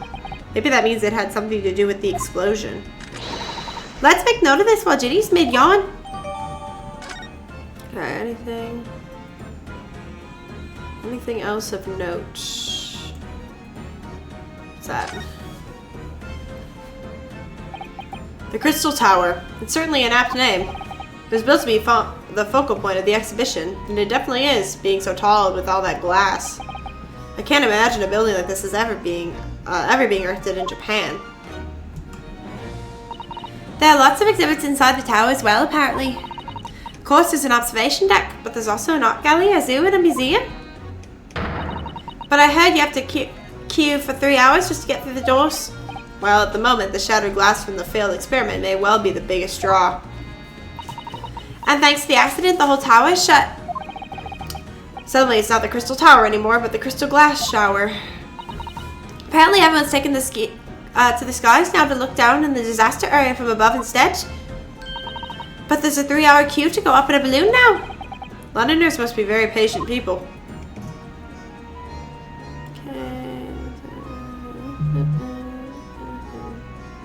Okay, we don't want to go up there yet. Okay, did we look at that yet? That's where the cove ended up after the instant kinesis or whatever it's called it, dead of course. And yet they're calling the experiment a success. What's the wooden scaffold there for? The copper saw that up after the accident happened. To get the body down, I think. Don't know really. Didn't you help to erect the scaffold then? Nah. Lookout duty's more my thing. Wandering around the exhibition and keeping a lookout for the fun stuff. Mind Gregson doesn't hear you saying that or he'll give you the boot. It's incredible though, isn't it? I mean, could the victim really have bridged that gap by some sort of invisible kinesis? Okay, now we finished investigating. It took longer than I thought it would. Rudo, listen! What is it? I've been thinking. Hurley might know something, might he? About what? About Mr. Reaper! About what happened to Lord Van Zeeks, you mean? Because it sounds like something very significant occurred after he graduated from university. Something that completely changed his life. Maybe, but I have no idea where to find Mr. Sholmes at the moment. He's in the middle of some big case, isn't he? Here, this is what you need. What's this? Some kind of entrance ticket? Madame Tussbells. Is this supposed to mean something to me? You don't know it? It's the most popular attraction in London at the moment. It's very close to Baker Street, actually. We could go now if you like. No, we don't have time for visiting attractions today, Iris. We have a big trial tomorrow. But that's where Hurley is. What? At this popular London thing? Yes. How is that you know where he is? Hurley told me, but he told me to keep it a secret from you, Bruno. Madame Tussbells. I don't see how it could be related to the case we're investigating here, but then stranger things have happened, and when they happen, Mr. Sholmes is usually at the heart of them. Alright, on we move. I like that it guides me a little bit more than the original games. The original games are just like, you can figure it out. Like, no, I can't.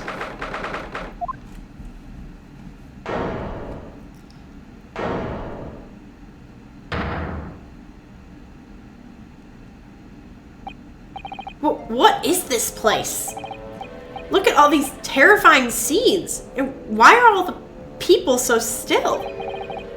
Guillotines, ruthless murderers. I know what I'll be dreaming about tonight. They're all wax models. They're amazingly realistic, aren't they? What do you think, Bruno? Shocked? Wax models? Ah! I read about dead bodies in wax once in a magazine about strange phenomena. Depending on how corpses are kept after death, parts of them can turn to wax, apparently. It's called what? Stop talking about creepy things like that, Bruno. You're scaring me. Anyway, what now? I've just remembered something else I read in another magazine about strange phenomena. There was an old lady, maybe a witch, who used to pour molten wax over corpses and put them on display. None of the exhibits in here are real. They're all entirely man-made replicas? They can't be. Do you really expect me to believe that? Just look at them. Oh. There's no way anyone could make models of people that are this realistic. And they're all such gruesome scenes. Sholmes! Wait. What is it? Oh no. I must be seeing things.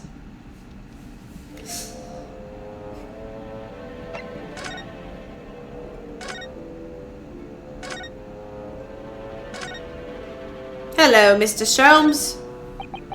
It's the great detective, Herlock Sholmes. Mr. Sholmes has his own wax statue in here? Really?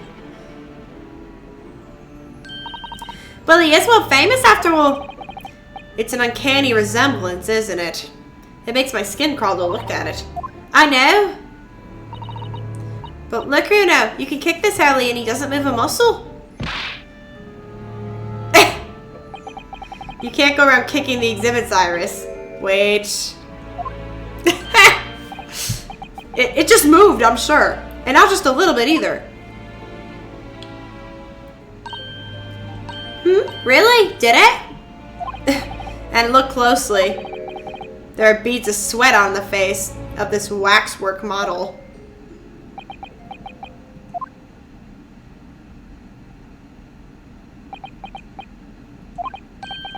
Shall we move on, Iris? Over there, look. There's a great murder scene to enjoy. Much more appealing. Hold it! My dear fellow, I take exception to your recoiling in such a matter. As if you'd seen something truly abhorrent. Mr. Sholmes.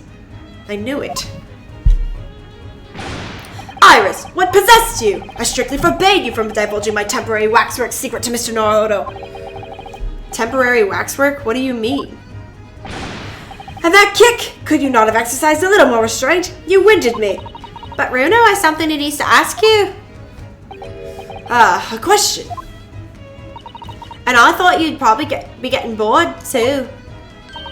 So here we are. Well, I can't deny your timing was impeccable. A mere 2 minutes before being stationary like that, and my great brain, upon which all my success has been built, would have turned to wax.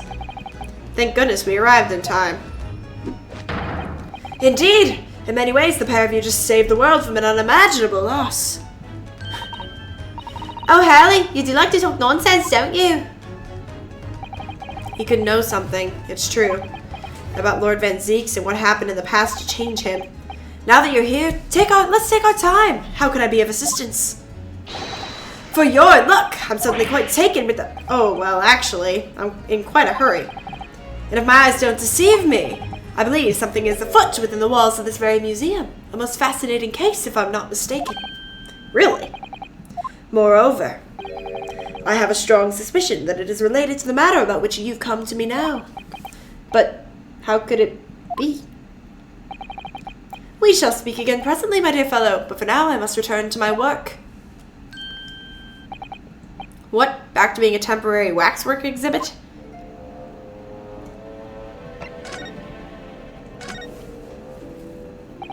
What is this place? Madame Tospels came to London from France 3 years ago, I understand. since she opened the Little Waxwork Museum last year. It's enjoying great popularity in London. There are museums like this in Japan too, but these displays are something else. I mean, they aren't made from actual real people, are they? The extreme realism of these waxwork models is a particular secret of the Tusbells family, they say. They earned renown during the French Revolution for waxworks of victims, the guillotine. Ugh, that sounds grim. The gruesome scenes were portrayed with such realism in the expressions of the faces of the condemned. Apparently, the sculptors would make the models directly from the corpses right there at the side of the executions. That really turns my stomach. That's just one of several legends about the Tusbells family. Whether there's any truth in it, I couldn't say. But anyway, this museum houses models of famous people from all over the globe. Nevertheless, the most popular area of the museum by quite some margin is this House of Horrors. House of Horrors? Of course, visitor numbers are dwindling now as a result of the Great Exhibition. But people usually flock here to see the exhibits of some of London's most vile criminals in their gruesome work. Naturally, most of the miscreants portrayed here were sent to the gallows. So they're even stiffer now than the models of them. Have you heard of poor taste? My dear fellow, the public live for poor taste. They yearn to be shocked. So the hideous exhibits in here are... they're all portrayals of real events that actually took place? Is it just me, or did the temperature in here just seem to drop? Anyway, I advise you not to think too deeply about what you see here. Oh, he's back to being a waxwork, is he? What is he doing? What do you mean by a temporary waxwork, Mr. Sholmes? Exactly what you see. I'm part of the exhibits here, catching these criminals in the act. Catching them... every half an hour I home in on a different killer in one of the displays and adopt a new pose to ensnare them. When members of the public come for a closer look, I offer them my hand to shake. For a shilling, I'll happily allow them to take a photograph with us. Us? Does he mean him and the waxwork murderers in here? But why? My dear fellow, isn't it obvious? For the money! What a mood. What a mood. He really roared at me there. Very fitting for the House of Horrors. As it stands, I may struggle to pay this month's rent, and I have the ravenous iris to consider. Oh, Allie, I'm so hungry. If push comes to shove, I shall have to ask you to do your bit, Mr. Naruto. What's he threatening to rope me into now? So, with that in mind, how about a photograph? As a special treat, you may have your pick of the murderers and scoundrels in here. The choice is yours. Maybe some other time. Remember, Mr. Naruto, ignore me at your own peril.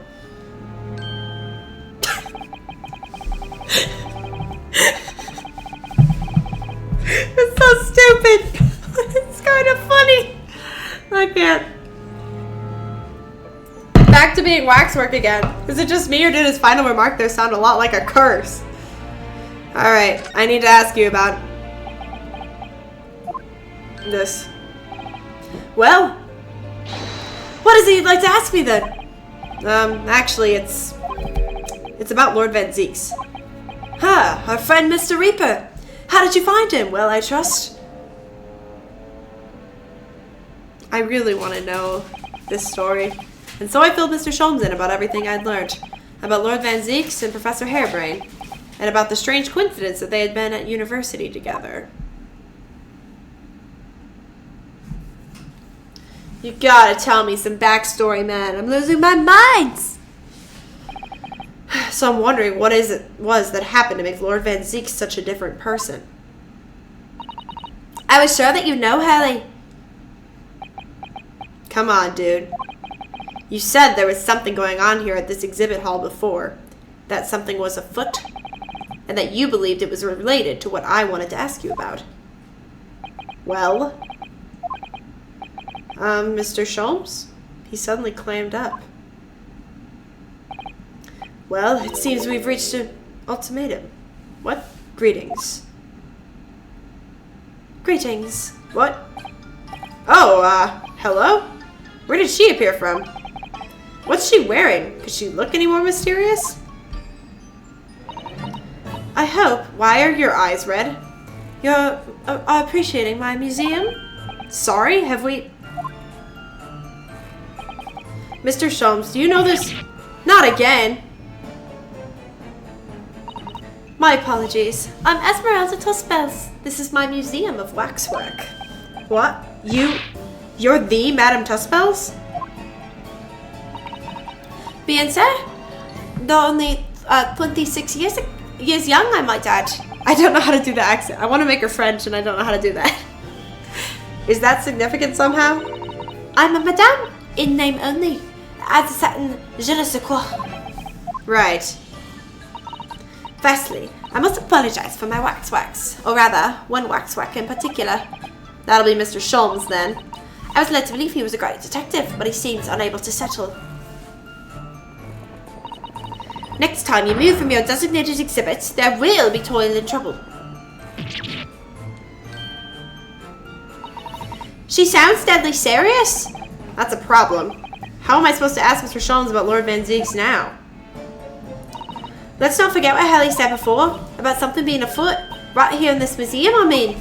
Yes, I know, but... I'm so curious. I want to know what's happening here. Haven't we got enough on our plate already? Alright.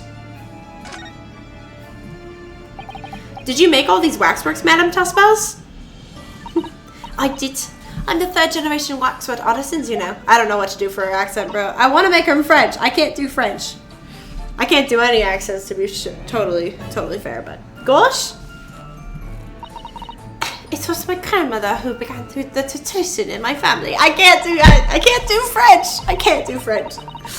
Her fortunes were checkered, living through the turbulent times of the French Revolution as she did. I can't. The je ne sais quoi. Though that is when she acquires savoir-faire. Ha ha. Oui oui. That leads to the astonishing lifelikeness. All these waxworks really do look as though they're alive. In fact, they're more alive than Ellie.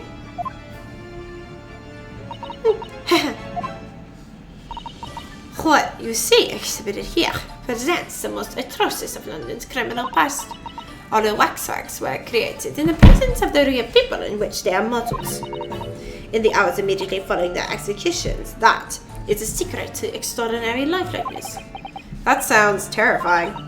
All walks of life are similar challenges, I'm sure. To carry out one's trade par excellence, one must go to extraordinary lengths. My exhibits are a reflection of society. I create only why couldn't the public have wished for something less horrifying? Do not fear. Sorry? This room is only one in the museum with such a macabre theme. I do hope you'll explore. There are models of famous singers, actors, politicians. Something for every taste, I hope.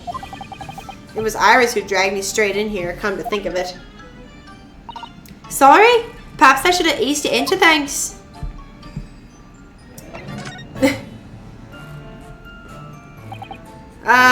What's the situation with that?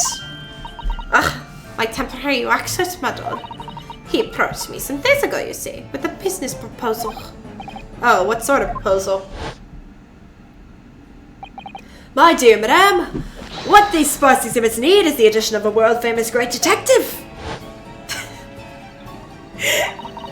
Or words to that effect. Naturally, I'm aware that Mr. Sholmes is widely known in London as a talented detective. It's great detective, actually. He's very specific about it. Yes, the creme de la creme. So I was keen to come to some arrangements with him, of course. But sadly, we are unable to agree terms. Let me guess. Someone wanted to charge an exorbitant price for his services. For a mere £500, I will dive into your cauldron of wax this very moment.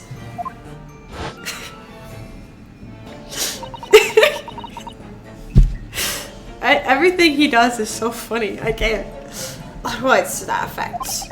Mr. Sholmes might have overdone it slightly with the sales pitch. Regrettably, the museum has a shortage of funds at the moment. Due to unforeseen circumstances.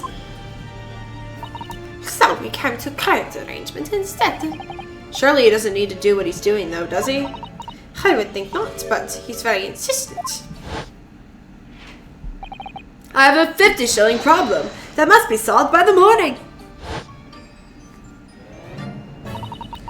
Or words to that effect. It's the pawnbroker, that's what it is. He must have something to redeem. Is the consulting detective work not going so well? I wonder, could I ask you something? Bianca? I'm just curious. I'm sorry, the French is like offensive at this point. I'm trying. I'm just curious, is anything going on in the museum at the moment? Some kind of incident, perhaps? Whoever suggested such a thing to you? Oh, well, it was your temporary waxwork over there who mentioned it to me a little... Oh, he's disappeared. A wax model is a work of art, not some tawdry object for trade. Ah. There you are. Leaving the exhibit again when you should be working. Do you wish to be melted down? My dear Madame Tuspels, save your reprimands. There are more pressing concerns. The wax can wait. It's our ideas about your current problem we must throw into the melting pot instead. Personally, I would advise you to involve the police, not to involve the police. Why ever not? She's turned as white as a sheet. Because you have at your disposal a great detective whose services you may employ for a mere 50 shillings. Though please be aware that I prefer, no, I insist upon payment in advance. Very well. Let us see if the great detective is able to live up to his name, shall we? Oh, we're doing a deduction. Before I engage in my analytical processes, I must ask you to clarify something. What, pray, is behind the curtain? That is a Tuspel special exhibit. That has extra charge to see it. Ah, the special exhibit in the House of Horrors. It must depict a special killer then, I presume. Would you be so kind as to draw back the curtain, I wonder? Huh, absolutely. Absolutely not. There's nothing amiss behind there. Nothing amiss, madame. What about the arm protruding ominously from under the curtain? I strongly encourage you to allow me to see what lies beyond before the situation worsens. Yes, very well. I will draw back the curtains, but only a soup cone. Huh? Huh? Sorry, this is a really long investigation. I must confess I peeked behind the curtain earlier. The Tuspel special exhibit is a very bleak graveyard scene indeed. And yet, somewhat surprisingly, the waxwork killer one would expect is not there. What does strike one, however, is the portly gentleman lying peacefully on his back on the floor.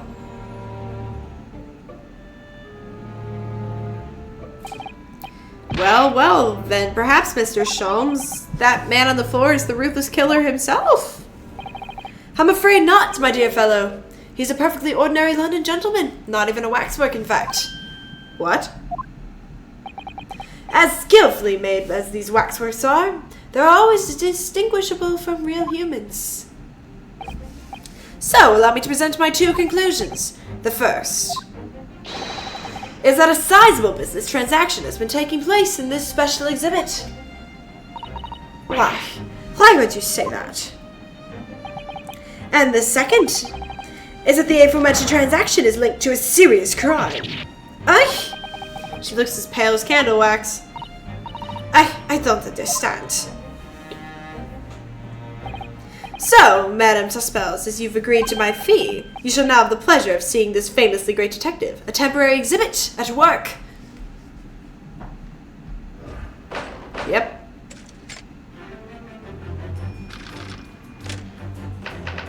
Waxworks. Fate. To begin with, we must ask ourselves what exactly is afoot here in this museum? The answer is revealed by the bundle of banknotes protruding so helpfully from your bag. In my estimation, some £200. That is all of my own money. So what does this large sum of money reveal?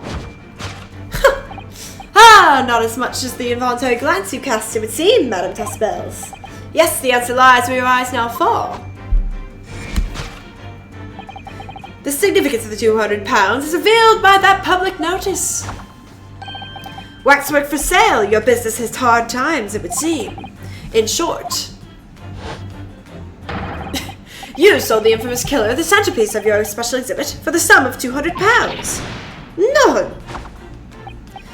Now let us explore the... what? Who is the portly gentleman stretched out so peacefully on the floor? It would appear the man has suffered a severe shock, the cause of which is clearly known to you. Ah. Unfortunately, madame, keeping secrets does not appear to be your forte. What dealt the man such a shocking blow was, of course, the £200. It would appear that you twisted this gentleman around with your little finger most effectively. What are you suggesting?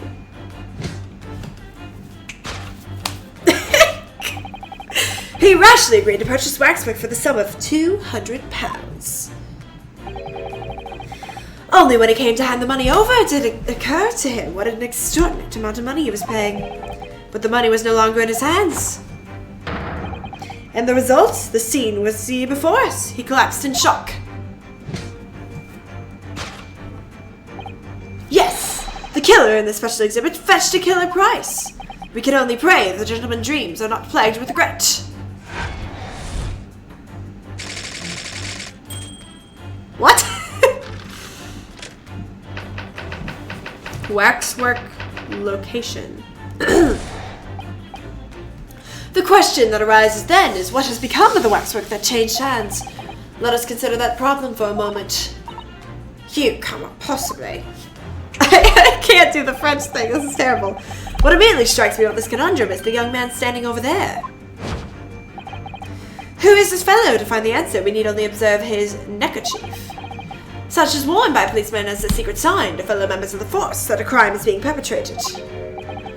Yes, this young man is an undercover policeman, currently investigating this museum. I know him well, in fact. It's Sergeant John Clay. What are you talking about? The man's quite a celebrity. He received a triple accolades and last year's policing awards. What? Next, we turn our attention to the old man sat before him with the particularly unsightly visage. I've been watching closely, and he hasn't moved a muscle. Almost, in fact, as if he were waxwork. But your reaction only confirms my suspicions, madame. I noticed it at once, of course. Observe. The telltale sign that instantly proves whether or not this old man is a waxwork is the obvious price tag. £3, a tragically low price, you might say. Though perhaps the going rate for aging waxwork's riddled with cracks. And yet you sold it to the portly gentleman for an exorbitant £200. I want to do like a spin. Whee! The sort of plucky behaviour that's sure to attract the attention of Scotland Yard, isn't that so, madame? I do not. Yes, the waxwork you sold has already been seized by the police and remains in their custody as we speak. The old man must be reunited with his grave in the special exhibit, and not a moment too soon.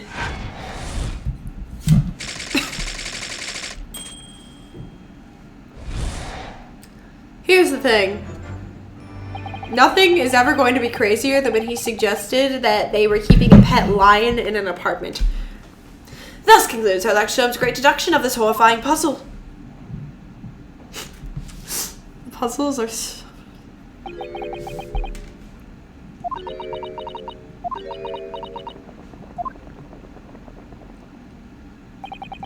I see I've stunned you all into silence.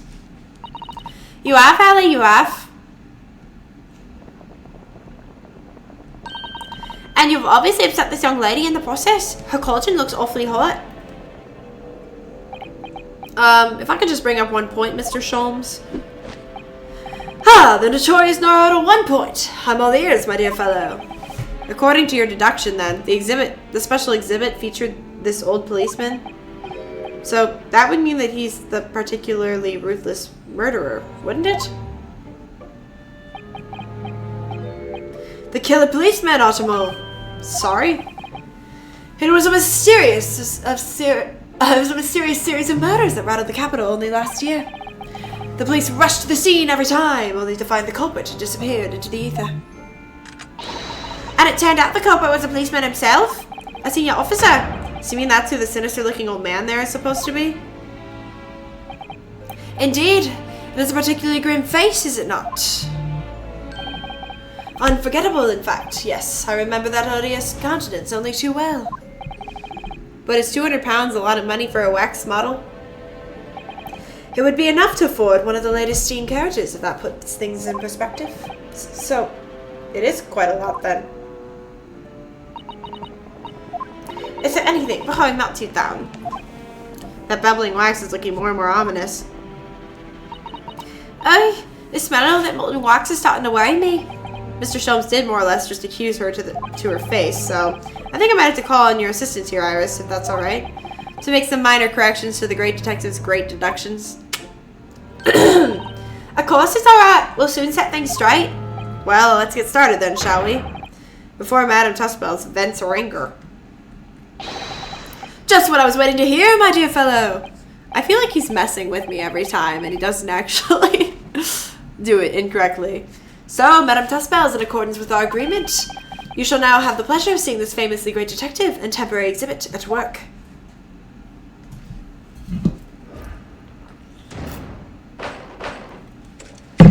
Hold it, Mr. Sholmes!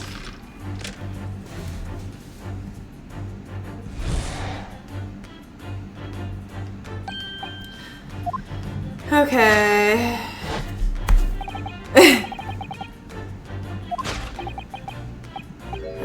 Okay, the banknotes are fine.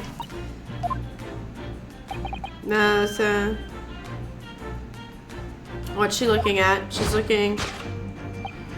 Okay, yes, this size do not fall. No. Yeah, no. I don't think that's correct. She definitely looked in this direction, it's true. But I'm not sure she'd sell any of her waxworks, even for £200. Oh, she must pour her heart and soul into making them, don't you think? Over and above the wax. If it were me, I wouldn't sell them for anything. For that much money, I would. But it sounds like that makes me a bad person. Well, anyway. I wonder if the £200 could have some other significance. Let's follow further glancing on and see if there's anything else that could explain it.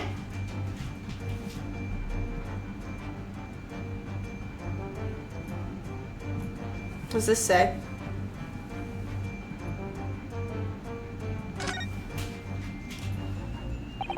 It seems this well-dressed gentleman is alive after all, just not alive and kicking. If he's not a waxwork or a model or a mass murderer, I'm not sure I'd pay £200 for him. I don't think the man's up for sale. Well, anyway, it was a silly place to put him. Other museum visitors could easily trip. I don't think the man was put there on purpose either. Oh, what's that?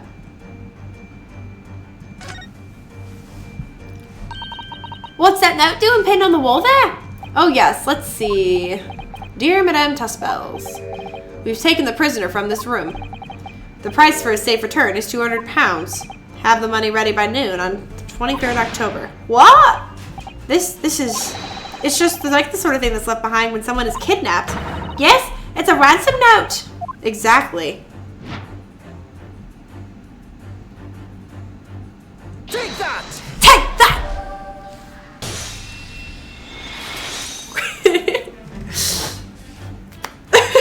Spinning. Okay. The significance of the £200 is revealed by that ransom note. Quite so, and we must congratulate these criminals on their inventiveness abducting a waxwork. Ah! £200 is no small ransom fee, yet you clearly intend to pay it. The model in question has special importance, so I put together all the money I have. In summary then, the £200 you have in your handbag is ransom money. Now, let us explore the next curiosity with which we are presented. Who is the portly gentleman stretched out so peacefully on the floor? It would appear the man has suffered a severe shock,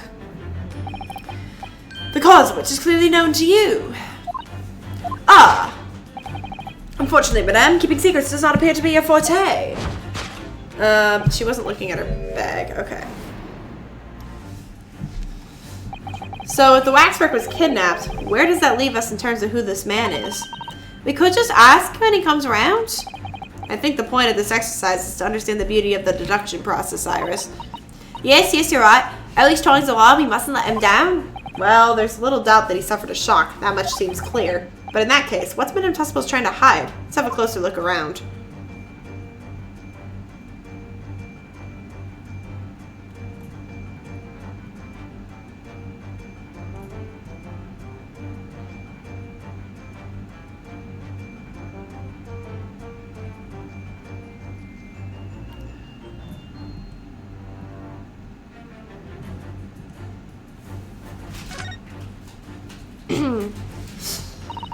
So she was prepared to pay all that money to get her waxwork back again? Really must have been a very special model of a mass murderer. Just how special could a model of a ruthless killer be? Well, anyway, we can be fairly sure the man lying on the floor didn't take it. I suppose we should leave him in peace.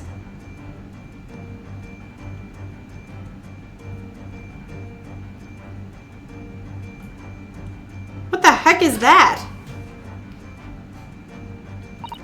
This is just Madame Tussible's right hand, isn't it? Yes, it must be. Clearly see her left hand after all. Oh, but wait a minute. This is the left hand as well, look. Don't say such a creepy things, Iris, please. And it seems very stiff too. In fact, it's really hard. You mean it's made of wax?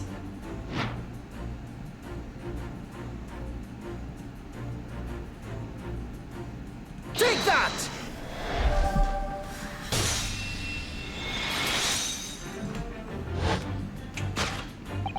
What dealt the man such a shocking blow was, of course, this waxwork hand. Indeed, with a solid waxwork limb, one could deliver a very substantial blow. How could you? Oui. The hand protruding from the bottom of your cape. It ought to be a right hand, but closer inspection reveals that it is in fact a right hand. And somewhat masculine as well. In other words, it does not belong to you, madame. It is the hand of a waxwork model. Kai! What?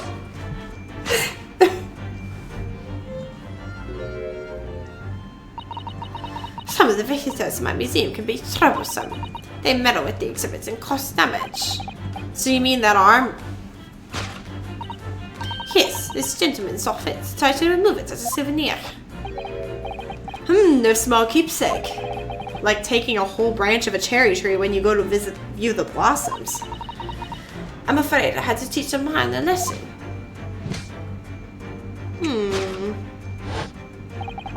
You confronted the man and tried to take the arm back. And the result, the scene we see before us, he was knocked unconscious. A point we may need to revisit later, but for the time being we have our conclusion. Yes, the killer in this special exhibit has been kidnapped.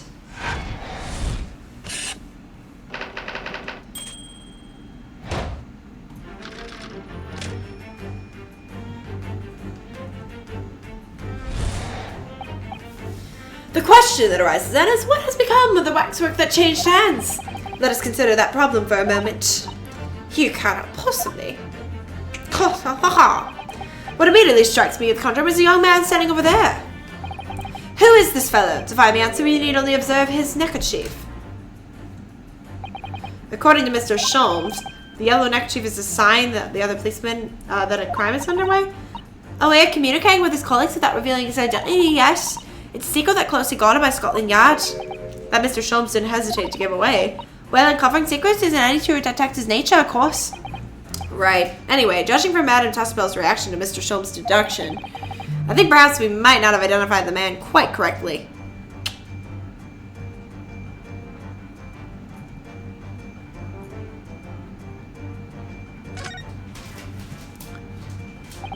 What the?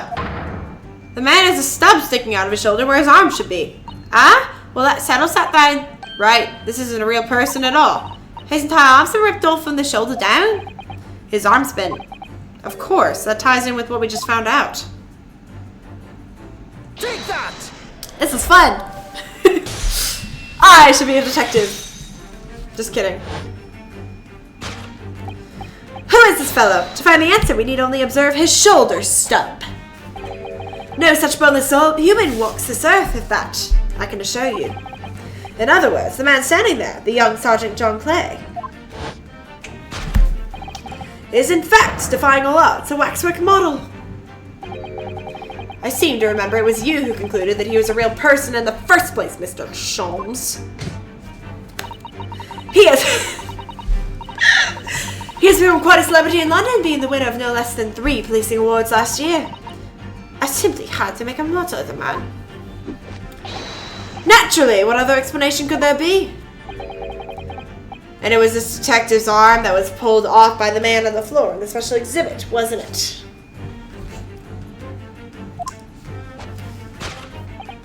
Next, we turn our attention to the old man sat before him with the particularly unsightly visage. I've been watching closely and he hasn't moved a muscle, almost in fact as if he were waxwork. Maybe he's the real one. Ah, but your reaction only confirms my suspicions, madame. I noticed at once, of course, observe. The telltale sign that instantly proved crap. A killer policeman called Ottermole, was it? Was he well known? It was all over the papers last year, but I can't say I know what he looked like. It's a very low price, though. That prince isn't much money. Why'd the music stop? Only enough for a few measly hours of gas, in fact. So this is the special killer taken from the special exhibit, is it? The waxwork that somebody stole from the museum and tried to ransom for £200. Is this crusty old killer policeman Ottermole? Really? Perhaps we could have a look around again and see if another idea crops up.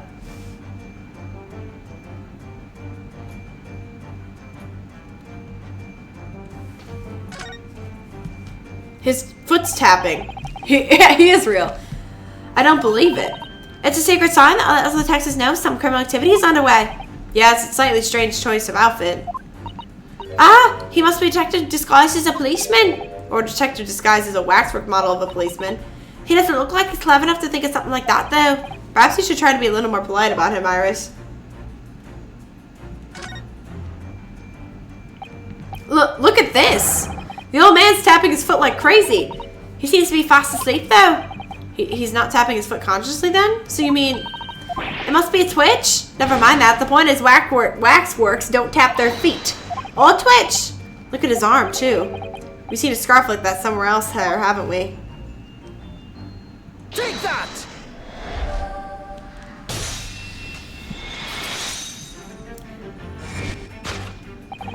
The telltale sign that instantly proves whether or not this old man is a waxwork is the obvious twitch. Even the most realistic waxworks do not exhibit a twitch. In other words, this splendid old man is in fact a genuine member of the Scotland Yard. Slight shift in your choice of adjectives, then. And there you have it. Well, Madame Tuspels. Well, what? It was me who contacted the police demanding that someone come in the first place. He's clearly fatigued. He sounds asleep. But then, what's this tag about showing a price of 3 pence? No doubt the price tag of the muffler, which the old Bobby purchased recently at the local market. And I presume you've observed the scarf tied around his arm? Does that not strike you, Mr. Naruhodo? Yes, the secret sign used by detectives to show that some criminal activity is currently underway. Of course, because as you know, there has been such criminal activity happening here. As you deduced from the very beginning, Detective. So, it would seem that we finally arrived at the truth.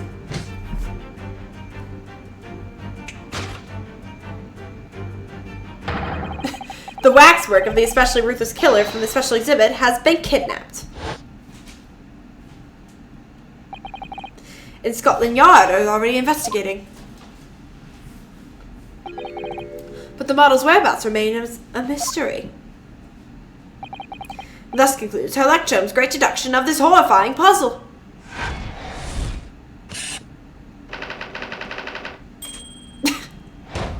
Great. Very, very, very helpful. Very insightful. Great. I want to know why Van Zieks hates me. And the entirety of my race of people. All sorts of people visit museum here. Men and women, young and old. Sometimes they drop in just for a short time on their way back from the pub. I welcome them all. But if anyone tries to damage my exhibits, I do not take it lightly. Anyway, well, hey!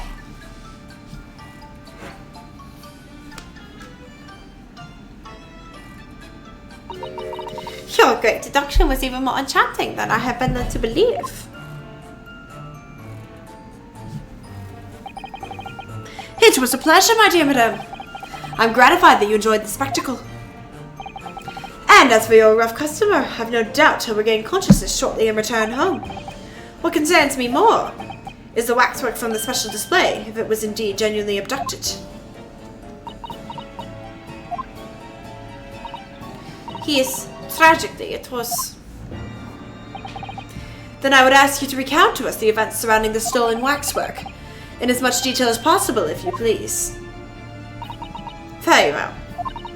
But after I have told you what I know, I must insist that you return to your work. The talents of a great detective can be put to better use, I feel, but as you wish. Alright. Tell us more about the stolen waxwork, please. It was some 10 days ago now, when I came in here one morning. I immediately noticed that the waxwork was missing from the special exhibit here. It's your most prominent display, so that's why the curtains were closed. And I found the ransom note in its place. The culprit must have broken in during the night and taken it then. So this waxwork that was stolen, it was a model of some horrible criminal, I suppose? It was Van Zieks. Of a particularly horrible criminal, in fact. The Reaper! The killer who left a more profound scar on the society than any words, I would say. The Professor. Not a name I've heard of. So, Mr. Nanowrimo, it seems the circle is complete. Sorry? The Professor case happened at around the time I was born, didn't it? Indeed it did, Iris. 10 years ago, a series of murders that rocked the capital. 10 years ago? Yes, at exactly the time. Oh, that Berg Van Zieks graduated from university, in fact. What? Surely he's not saying. So the big event that changed the Mr. Reaper's life? As you've surmised, it was the Professor case. Who was this Professor then? Come on, I must know! It was a series of gruesome murders that had all the regrets and terror decades ago. After 5 victims were killed, the man was arrested and put to death. And now he's immortalized here in wax for all Londoners to admire and enjoy. Though, of course, he happens to be absent at the present, on account of the abduction. But I don't understand. How is all this related to Lord Van Zieks? You must first understand, my dear fellow, why it is that the Professor earned such infamy. It was due to the victims he chose, some of Whitehall's finest. What do you mean, Ellie? Those murdered by the Professor were some of the highest members of the British aristocracy. Members of the nobility, even royalty. It sent shockwaves through the country's administration. Members of the... Ah, wait, of course! What Professor Harebrain said. Lord Van Zieks is from a family with noble blood.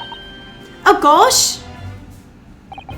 It was the 5th victim that led to the professor's arrest. The last of the killer's prey was a young noble by the name of Clint Van Zieks. No, I don't believe it. Van Zieks? I'm sure you can piece together the rest for yourself. In the wake of his older brother's murder, the young Berg pursued a career as a prosecutor, and eventually became the Reaper we know today. I had no idea Lord Van Zieks had such a tragic past. Well, I figured something must have gone wrong. I'm afraid that's all I can say on the matter, for the time being at least, of course. After all, I have work to do. As a waxwork exhibit! Ah! I'm afraid I shall have to excuse myself as well. Oh yes, of course. It's been a pleasure, thank you. Suspicious.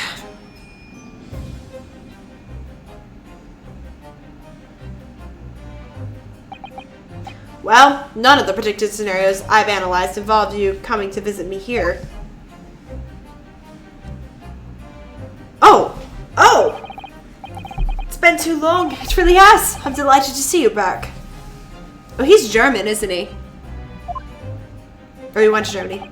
It's been 10 years, and here we are, meeting in a prison of all places. I can't forgive myself for what happened to Mr. Osman. I just can't. I still can't believe it could happen. Tomorrow, the court will decide. Yes. I have a young Easterman acting for my defense. He seems reliable enough, though. It was an accident, a terrible accident. He assures me he can prove it. I must warn you. Oh, I know. I've heard already. You're going to be prosecuting, aren't you? Yes. Since I returned to England, I've heard lots of stories. Buck, are you really? What? Never mind. I know that you have my best interests at heart. My friend is on trial. I wouldn't entrust it to anybody else. Of course, I fully understand. Thank you, Brooke. Until tomorrow, then. I'll see you in court. Why you gotta be such a racist? That was my question. But, you know, I guess I'll see you in court next time.